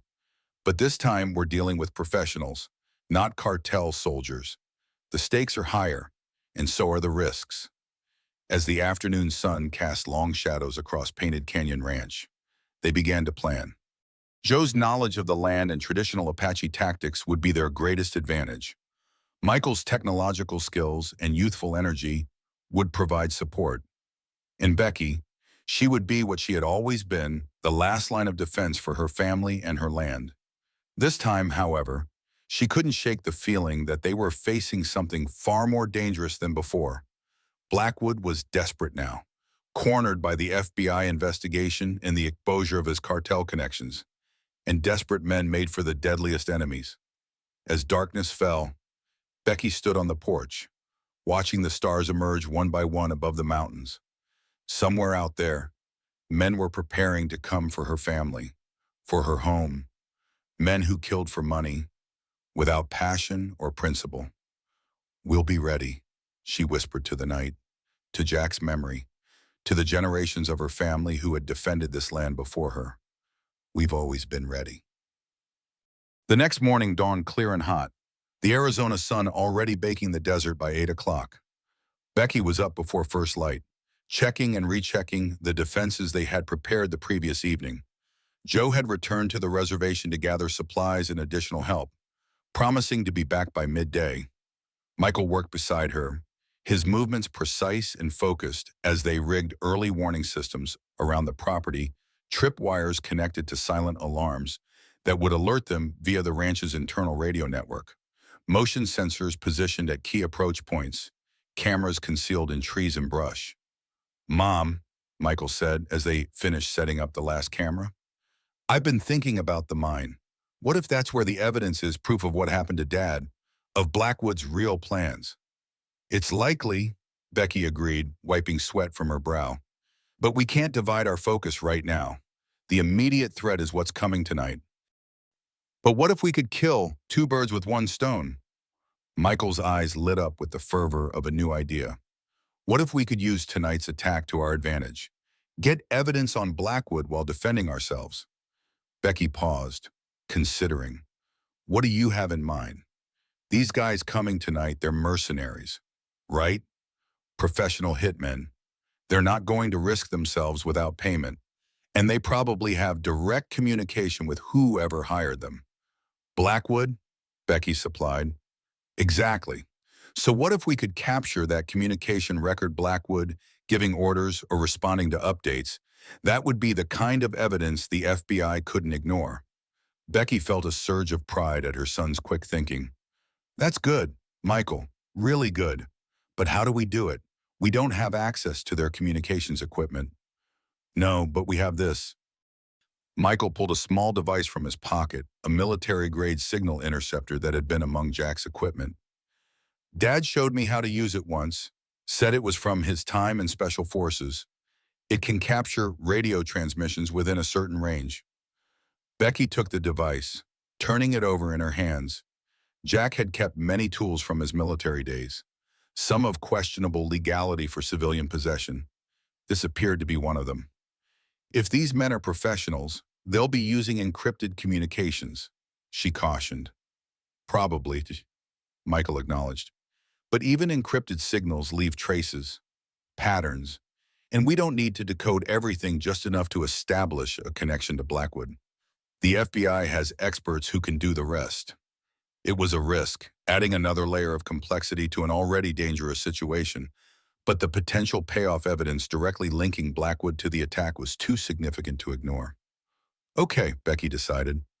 "We'll incorporate this into the plan, but your safety comes first.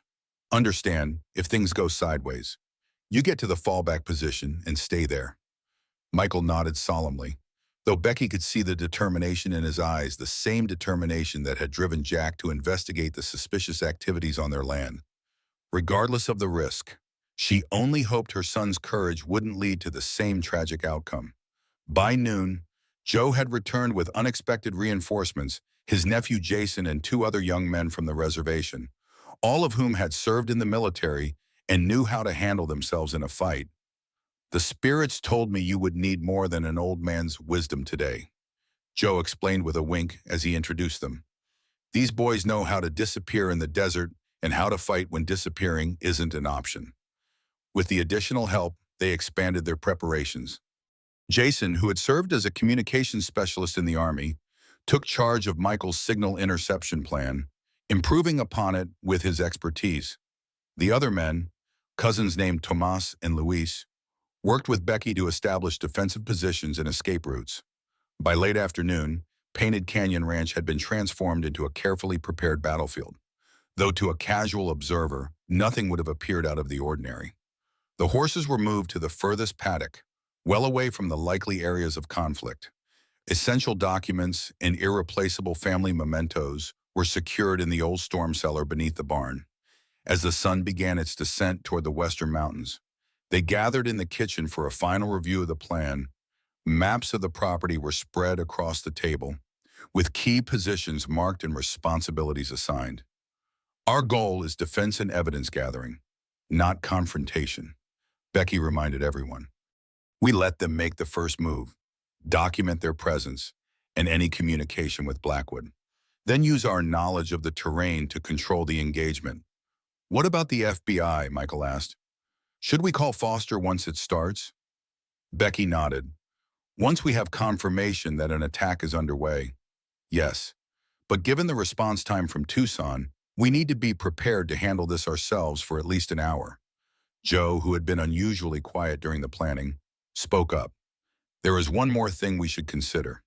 He reached into his bag and pulled out a small leather pouch. The old ways offer protection that modern methods do not. From the pouch, he removed a handful of what appeared to be herbs and earth, similar to what he had given Becky before the cartel confrontation. This is not superstition, he said, noting the skeptical looks from the younger men. This is knowledge. The earth itself can be a weapon and a shield when properly understood. He proceeded to explain how certain natural materials could mask human scent from tracking dogs, how others could create disorienting smoke when thrown into a fire, how still others could be used to create false trails that would lead pursuers astray. As Joe spoke, Becky was reminded once again of the deep well of knowledge her Apache ancestors had developed practical, effective techniques born of centuries living in harmony with and defense of this harsh land. Modern technology had its place, but there was wisdom in the old ways that no electronic device could replicate. With final positions agreed upon and equipment checked one last time, they dispersed to their assigned locations as darkness fell. Becky and Michael took up the primary position in the barn's hayloft, which offered a commanding view of the main approach to the ranch house. Joe and Jason concealed themselves near the stables, while Tomas and Luis took positions covering the eastern and western approaches.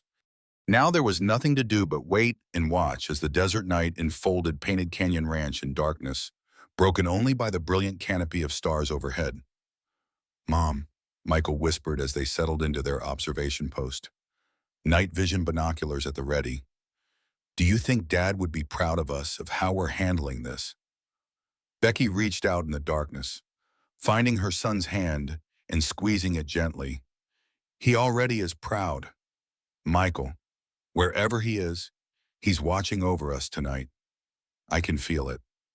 As if in confirmation, a shooting star blazed across the night sky, a momentary streak of brilliance against the eternal darkness. Becky allowed herself a small smile. Jack had always loved the night sky over their ranch, claiming it was the closest thing to heaven on earth.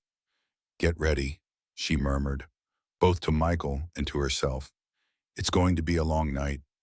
The attack, when it came, was not the frontal assault they had anticipated. No vehicles approached along the main drive. No figures emerged from the darkness of the surrounding desert. Instead, the first indication of danger came from an unexpected quarter, the soft whir of rotors as a small, unmarked helicopter appeared above the eastern ridge, its running lights extinguished. "Mom," Michael hissed, pointing. "They're coming by air." Becky raised her night vision binoculars, tracking the helicopter as it descended toward a clearing about half a mile from the ranch house, far enough to avoid detection by casual observation, but close enough for a team on foot to reach the property quickly. "Change of plans," she whispered into her radio. "Aerial insertion, east clearing. All units adjust positions." Acknowledgements came back in terse whispers from the others. Through her binoculars, Becky watched as four figures disembarked from the helicopter before it lifted off again, presumably to avoid detection by remaining in one place too long. They're splitting into two teams, she observed as the figures quickly organized themselves on the ground. Professional formation, standard 2x2 cover pattern. I'm activating the signal interceptor, Michael said, powering up the device Jack had left behind. If they're communicating with Blackwood, we'll catch it. The mercenaries moved with practiced efficiency, navigating the desert terrain with the aid of what appeared to be night vision equipment of their own. Their approach was methodical, avoiding the obvious paths in favor of natural depressions and cover exactly what Becky would have expected from professionals. They're going to bypass most of our early warning systems, she realized aloud. They've done their homework. But not all of them, Michael replied with grim satisfaction as a small light on their monitoring tablet blinked red. Tripwire 3 just went active. Silent alarm only. They won't know they've been detected. Becky relayed the information to the others via their secure radio channel. Joe, Jason, they're heading directly toward your position. Tomas, Luis, circle around to provide backup. Remember, evidence first, confrontation only if necessary. As the mercenaries drew closer to the ranch buildings, Becky and Michael could make out more details: tactical gear, professional-grade weapons with suppressors, communication equipment. These weren't cartel thugs. They were highly trained operatives, likely ex-military or paramilitary. I've got something, Michael whispered urgently, adjusting the settings on the signal interceptor. Encrypted communication, but I can tell they're checking in with someone. Record everything, Becky instructed, not taking her eyes off the approaching threat. Every bit helps. The mercenaries paused at the edge of the property, conducting a final equipment check before beginning their approach to the ranch house. Their movements spoke of careful planning and reconnaissance. They knew exactly where they were going and what they intended to do. Becky's throat tightened as the reality of the situation fully registered. These men had come to kill her and Michael, to make it look like a robbery gone wrong. Blackwood's desperation had escalated to the point of sanctioning cold-blooded murder. Steady, she murmured, as much to herself as to Michael. Let them commit fully before we make any moves. The next few minutes unfolded with excruciating slowness as the mercenaries advanced toward the ranch house. They moved from shadow to shadow, their progress visible only through the night vision equipment Becky and Michael used to track them. They're going for the back entrance, Becky observed. Standard home invasion approach, secure the most likely exit routes first. Just as the lead pair reached the back porch, one of Joe's traps activated a simple but effective alarm made of tin cans and fishing line, concealed in the bushes beside the steps. The sudden noise froze the mercenaries in place, weapons raised. Now, Becky whispered into her radio. Phase 1. On her signal, Joe and Jason activated the first countermeasure, a series of small, controlled fires at various points around the property perimeter. Not large enough to pose a danger, but sufficient to create confusion in the impression of multiple defenders. The effect on the mercenaries was immediate.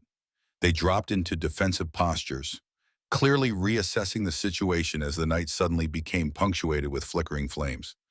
They're calling it in, Michael reported, listening through headphones connected to the signal interceptor. Can't make out words, but definitely reporting unexpected resistance. Good, Becky replied. That's what we want: documentation that this isn't a random break-in. Keep recording. The mercenaries' precision dissolved into hesitation. Through her night vision binoculars, Becky watched as they regrouped, their body language revealing confusion at the unexpected resistance. This was not the simple home invasion they had planned for. They're splitting up, she whispered to Michael. 2 toward the house, 2 circling toward the barn. Michael adjusted their position in the hayloft, keeping the signal interceptor aimed at the approaching men. I'm getting more traffic. Someone's giving them new instructions. Becky nodded grimly. This was what they had hoped for: evidence of real-time communication with whoever had hired them. If they could capture Blackwood's voice or any direct reference to him, it would provide the concrete evidence the FBI needed. Joe, Jason, she spoke softly into her radio. Two hostiles approaching the barn. Tomas, Luis, keep eyes on the pair heading for the house. Acknowledgements came back in hushed tones. The plan was unfolding. Allow the mercenaries to believe they were dealing with simple ranch defenses, not a coordinated counter-operation designed to collect evidence. The two men approaching the barn moved with military precision, covering each other as they advanced. They were less than 50 yards away now, clearly visible through Becky's optics. When they enter, she instructed Michael, we move to position B. Remember, no direct confrontation unless absolutely necessary. Michael nodded, his young face tense but determined in the dim light filtering through the hayloft slats. He had his father's steadiness under pressure, a quality that filled Becky with both pride and aching concern. Below, the barn door creaked open. Flashlight beams cut through the darkness, illuminating dust motes swirling in the still air. The mercenaries entered cautiously, weapons at the ready, sweeping the interior with practiced efficiency. Now, Becky mouthed silently, touching Michael's arm. They slipped through the prepared exit in the hayloft's rear wall, a small opening that led to a narrow ledge along the barn's exterior. From there, a rope provided silent descent to the ground. It was a route Jack had created years earlier as part of his always have a backup plan philosophy, one that was now proving its worth. As their feet touched the ground, Joe's voice came through the radio. Phase 2 ready. East side clear. Execute, Becky confirmed. Seconds later, the night erupted with sound and motion. Joe and Jason triggered the elaborate distraction. They had prepared multiple speakers hidden throughout the property, began playing recorded sounds of movement and voices, while small motorized decoys created the impression of people moving between buildings. From their new position behind the equipment shed, Becky and Michael watched as the mercenaries in the barn rushed back outside, responding to the sudden chaos. Through her binoculars, Becky could see the confusion in their movements, the hasty communication via their tactical headsets. They're calling for backup from the other team, Michael reported, listening through the interceptor's headphones. And wait, they're reporting directly to someone else, someone they're calling principal. Blackwood, Becky whispered. Has to be. For the next 20 minutes, they maintained their shadowy dance with the intruders, allowing the mercenaries to glimpse movement without offering clear targets, triggering prepared distractions at strategic moments, and continuously recording their communications. The pattern was deliberate, designed to make the mercenaries believe they were facing multiple defenders while providing minimal actual contact. They're getting frustrated, Michael observed as they watched from their third concealed position. That tall one keeps arguing with whoever's on the other end of the line. Good, Becky checked her watch. Foster should be receiving our automated alert by now. We just need to keep them engaged for another 30 minutes. They had set up a dead man's switch system before taking their positions if they didn't enter a code every hour. An automated message with their GPS coordinates would be sent to Agent Foster's phone. The first such alert should have gone out 10 minutes ago. Mom, Michael said suddenly, his voice tight. Look. Through her binoculars, Becky saw what had alarmed him. The mercenaries had changed tactics. Instead of continuing their search, they were now setting up what appeared to be incendiary devices around the ranch house. They're going to burn us out, she realized aloud. Or burn the place down whether we're inside or not. This changed everything. Their plan had been built around surveillance and evidence gathering, not direct confrontation. But if the mercenaries destroyed the ranch house, they would lose not only their home, but also any hope of proving Blackwood's involvement. Joe, she spoke urgently into the radio. They're placing incendiaries. We need to intervene, fall back to position Delta, and prepare for direct engagement. Understood, came the calm reply. The boys are ready. Becky turned to Michael, her expression grave. This is where it gets dangerous. I need you to take the interceptor and fall back to the emergency shelter. Continue recording, but stay hidden. No, Michael said firmly, his jaw set in a stubborn line that was so like Jack's it made her heart ache. I'm not leaving you. We do this together. Becky wanted to argue, to order him to safety, but the determination in his eyes told her it would be futile. Besides, they were out of time. The mercenaries had finished placing their devices and were retreating to a safe distance, presumably to trigger them remotely. "All right," she conceded. "But you stay behind me, understand?" With a nod from Michael, Becky radioed the others. "Execute Delta Protocol, now." The response was immediate and coordinated.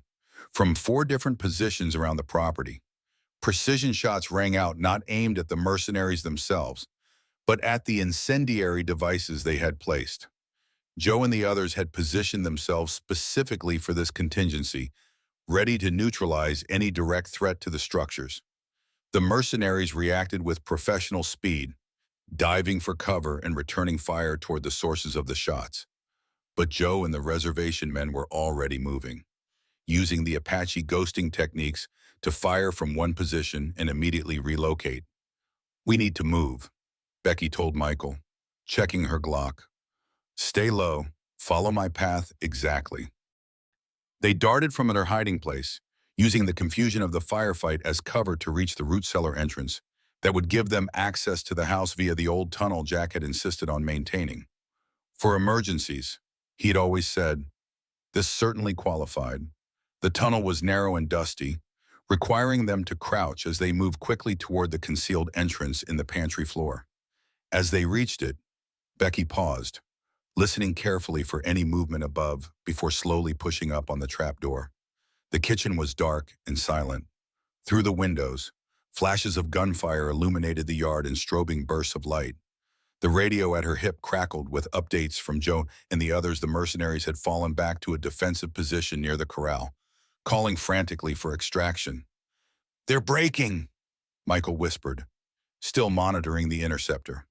"And someone's really angry about it.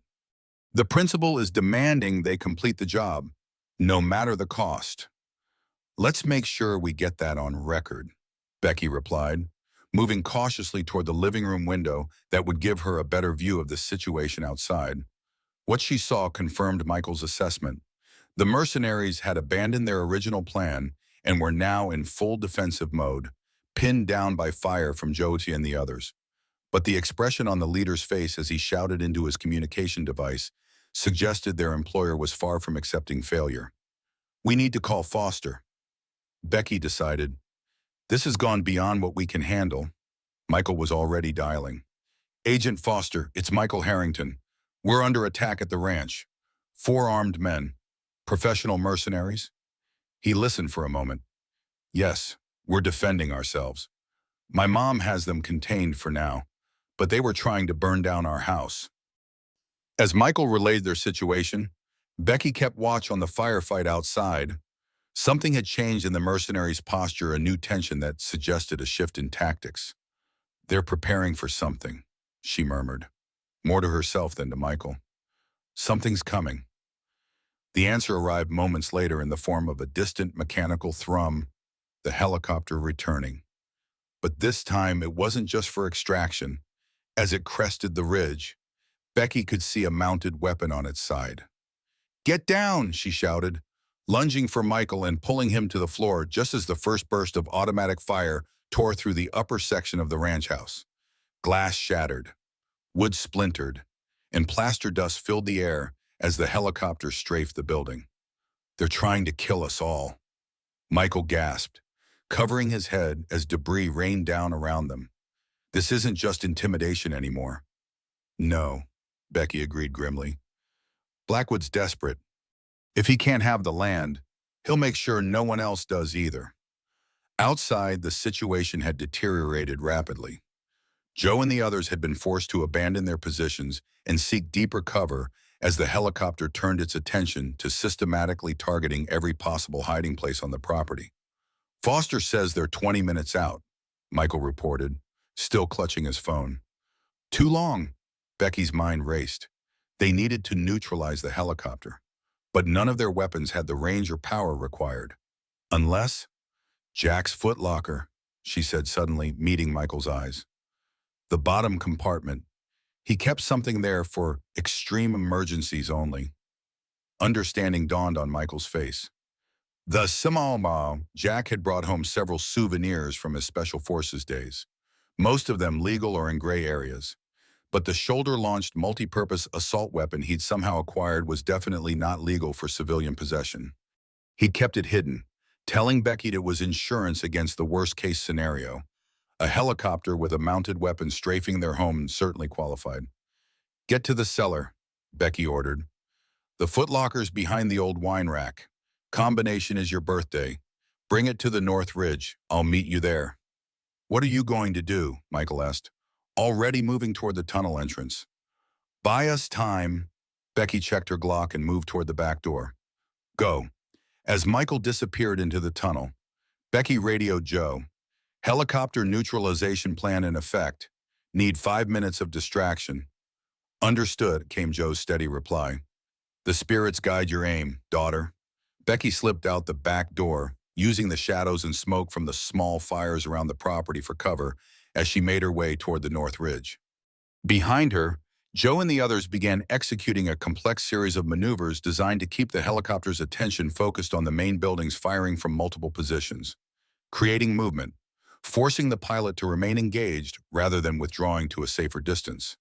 The North Ridge was a natural rise about 200 yards from the main house, offering both elevation and the cover of large boulders. It would provide the perfect firing position. Assuming Michael arrived with the weapon in time, Becky reached the position and crouched behind a massive boulder, her breathing controlled despite the adrenaline coursing through her system. Below, though, the helicopter continued its deadly dance, hovering and firing in short bursts at any sign of movement. The mercenaries had regrouped and were using the air support to advance toward the house once more.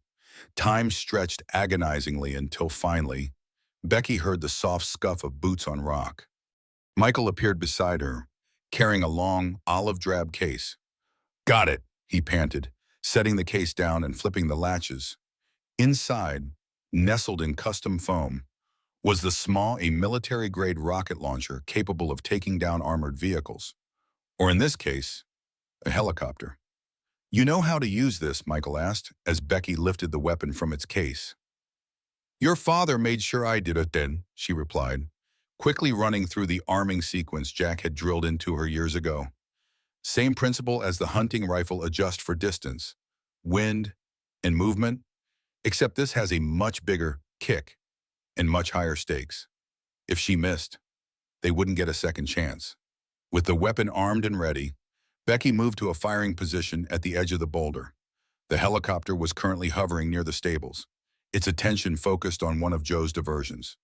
"When I fire, they'll know exactly where we are," she told Michael. "Be ready to move immediately." Michael nodded, his eyes never leaving the helicopter.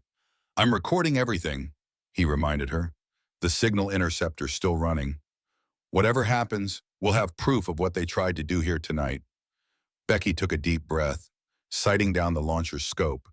The helicopter filled the crosshairs, its side presented perfectly as it hovered, searching for targets. Her finger tensed on the trigger. "For Jack," she whispered, and fired. The rocket streaked through the night, a brilliant tongue of flame marking its path. There was a moment less than a second, but seeming like an eternity, when the helicopter pilot realized what was happening. The aircraft began to turn, attempting evasive action, but it was too late. The rocket struck just below the main rotor assembly. The explosion was spectacular, a blossoming flower of orange flame that illuminated the entire ranch in stark relief. The helicopter lurched sideways, smoke pouring from its damaged frame, then began to spin uncontrollably as the pilot fought for control. "Down!" Becky shouted, pulling Michael behind the boulder as the helicopter crashed into an empty section of pasture several hundred yards away. The secondary explosion, when its fuel tanks ignited, sent a shockwave rolling across the property. For a moment, there was absolute silence, as if the very desert held its breath in the aftermath of violence. Then, gradually, sound returned, the crackle of small fires, the distant wail of sirens approaching from the highway, the frantic shouts of the mercenaries as they abandoned their positions and fled toward the eastern boundary. "We need to secure the evidence," Becky said, already moving down the ridge. "Everything they left behind, everything you recorded, it all needs to be preserved for Foster." Michael followed, cradling the signal interceptor like it was made of gold. "I got it all, Mom." Every communication, including someone telling them to burn it all down, no survivors right before the helicopter started firing. And the response confirming the order came from Blackwood himself. Relief flooded through Becky. They had what they needed, direct evidence linking Blackwood to an attempted murder. Not even his political connections could shield him from that. By the time Agent Foster's vehicles came screaming up the drive, lights flashing and sirens blaring, the situation had largely stabilized. Joe and his nephews had secured the surviving mercenaries, two injured in the helicopter crash, one wounded in the earlier exchange of fire. The fourth had escaped into the desert, though Becky suspected he wouldn't get far with Joe's nephews tracking him. Foster emerged from the lead vehicle, his expression a mixture of shock and disbelief as he took in the scene: the smoldering helicopter wreckage, the damaged ranch house, the bound mercenaries being guarded by Joe and Thomas. "Mrs. Harrington," he said as Becky approached, Michael at her side, "I think you have some explaining to do." "Actually, she replied, nodding to Michael to hand over the signal interceptor. "I think this explains everything, including who was behind my husband's murder 2 years ago." Dawn broke over Painted Canyon Ranch, painting the desert in shades of gold and amber. The federal presence had multiplied exponentially over the night, FBI evidence teams combing the property. A helicopter circling overhead, this one with clear FBI markings. Agents interviewing Joe and his nephews about their roles in the previous night's events. Becky sat on the porch steps, a blanket around her shoulders despite the growing warmth of the day, watching as a team carefully documented the wreckage of the downed helicopter. Michael sat beside her, fatigue etched on his young face but pride evident in his posture. "Mrs. Harrington," Agent Foster approached, a tablet in hand. "We've reviewed the recordings from your son's device. The evidence is compelling. Preliminary voice analysis confirms it's Harold Blackwood giving the orders. And," Becky prompted, "knowing there was more, and we executed a search warrant on Blackwood's home and offices an hour ago. We found extensive documentation linking him to both the cartel operations and to a shell company that commissioned geological surveys of your property." Foster's expression softened slightly, "including evidence suggesting he arranged your husband's hunting accident after Jack discovered the smuggling route." The confirmation of what she had already suspected should have brought satisfaction, but Becky felt only a hollow ache. Proof of Jack's murder wouldn't bring him back. It would, however, bring a measure of justice. "What about the copper deposits?" Michael asked. "Under our land." Foster nodded. "Very real and very valuable. The documentation suggests deposits worth approximately $40 million at current market rates. Blackwood had already sold the mining rights to a consortium, contingent on acquiring your property." "That explains his desperation," Becky mused. "He'd committed to delivering something he didn't own." "Exactly. And when conventional pressure failed, he resorted to increasingly extreme measures." Foster glanced toward the driveway, where a new vehicle was approaching, a black SUV with government plates. "Which brings me to my next point. The Bureau would like to officially thank you for your assistance in uncovering this operation. The Deputy Director is here to speak with you personally." Becky raised an eyebrow, surprised by the high-level attention. "I wasn't aware we were important enough to warrant a Deputy Director." "You are when a United States Senator is potentially implicated," Foster replied quietly. "Senator Harlow's connections to Blackwood and the mining consortium are troubling." As the SUV parked and a distinguished woman in a crisp suit emerged, Becky stood, adjusting the blanket around her shoulders. The next few hours would be consumed by official statements, detailed explanations, and probably some diplomatic dancing around the fact that she had used a military-grade weapon to shoot down a helicopter on U.S. soil, but none of that mattered now. What mattered was that they had survived, they had protected their home, and they had uncovered the truth about Jack's death. Whatever came next, they would face it together. So, 3 months later, Becky stood on the south ridge of Painted Canyon Ranch, watching as Michael guided a chestnut quarter horse through a complex training pattern in the newly rebuilt arena below. The horse moved with fluid grace, responding to the subtlest cues from its rider, a testament to the bond they had developed over weeks of patient work. So much had changed since that night of fire and violence. Harold Blackwood was in federal custody awaiting trial on multiple charges, including conspiracy to commit murder and the actual murder of Jack Harrington. The evidence from Michael's recordings, combined with documentation seized from Blackwood's offices and the testimony of the captured mercenaries, had created an airtight case. Senator Harlow had resigned amid the scandal of his connections to the illegal mining operation, though his lawyers continued to insist he had been unaware of Blackwood's violent methods. The FBI investigation had expanded to include several other officials in the Bureau of Land Management who had facilitated the false security designation for the old Wilson mine. The mine itself had yielded the final pieces of the puzzle records of the original geological survey that had discovered the copper deposits, and evidence that Blackwood had been using it as a staging area for both cartel operations and his mining preparations. Most importantly for Becky, Jack's name had been cleared.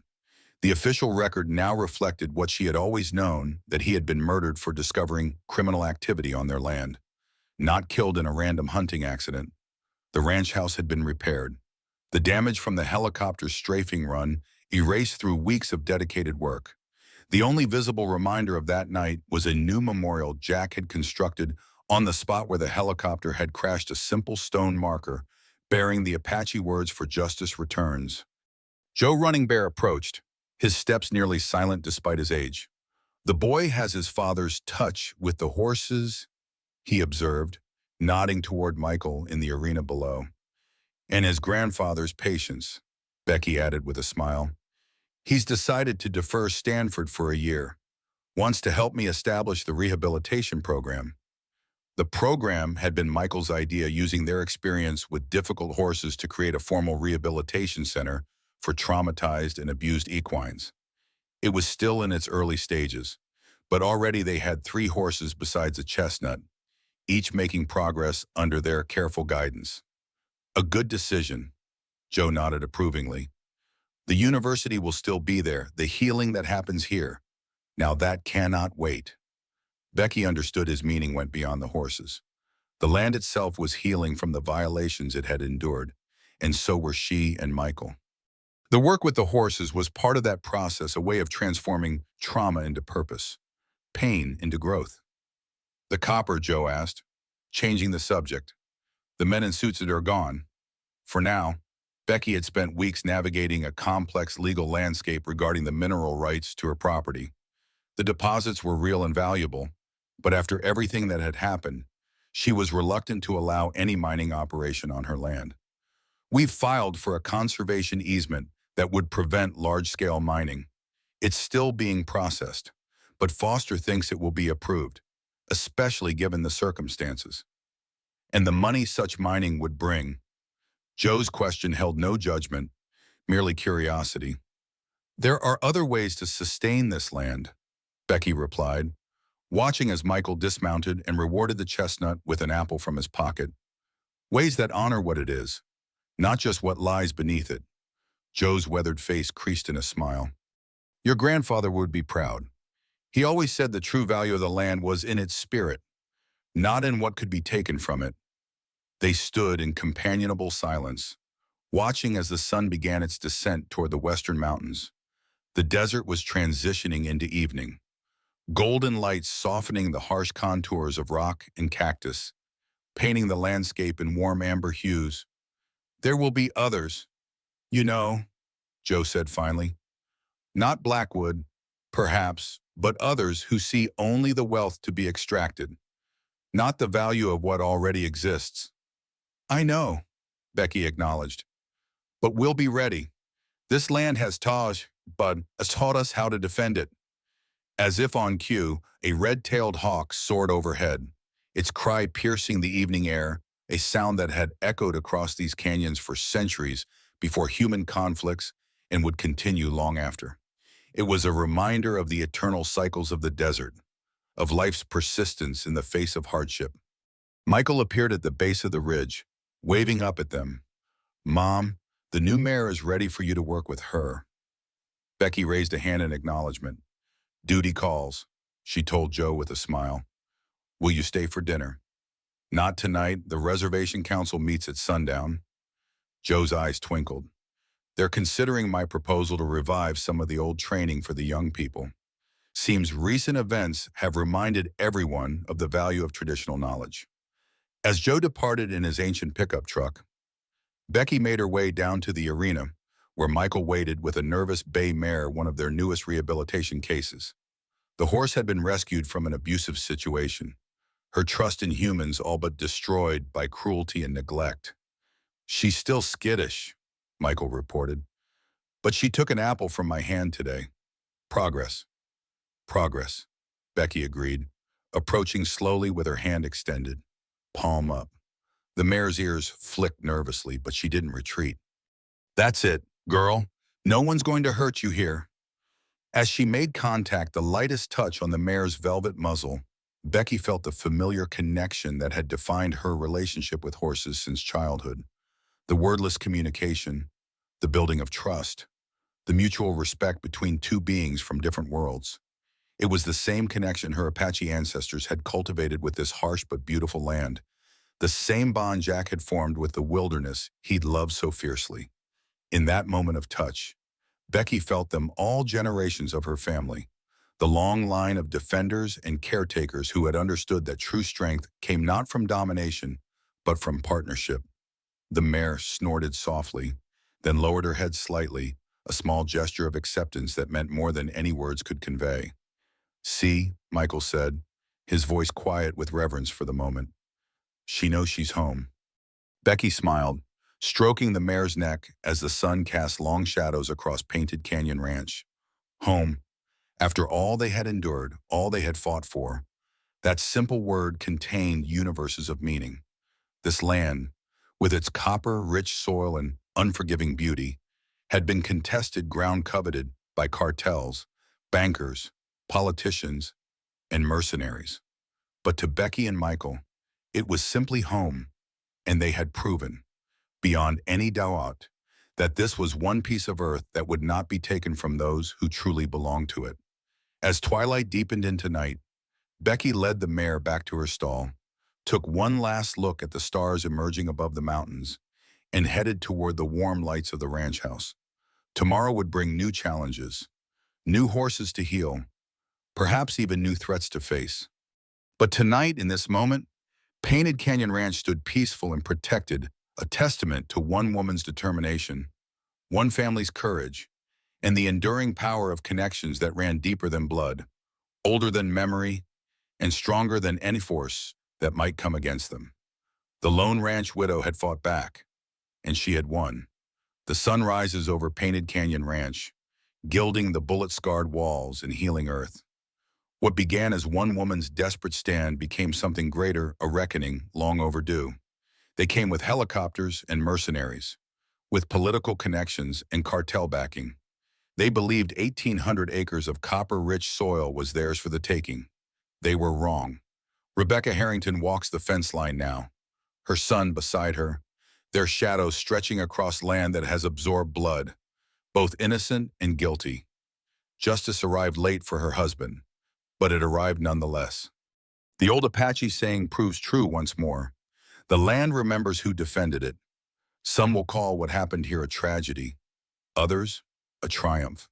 But perhaps it's simpler than that, a reminder that even in these modern times, certain truths endure, that family transcends death, that ancestral knowledge carries power beyond technology, that there are still places in this world where determination outweighs wealth, where roots run deeper than greed. As the rehabilitated horses gather at the fence to greet their savior, one might wonder, in a world that values extraction over preservation, what other treasures remain hidden beneath the surface of ordinary lives? What silent strength waits within each of us? Should the moment come when everything we love hangs in the balance, the desert knows. And now, so do we.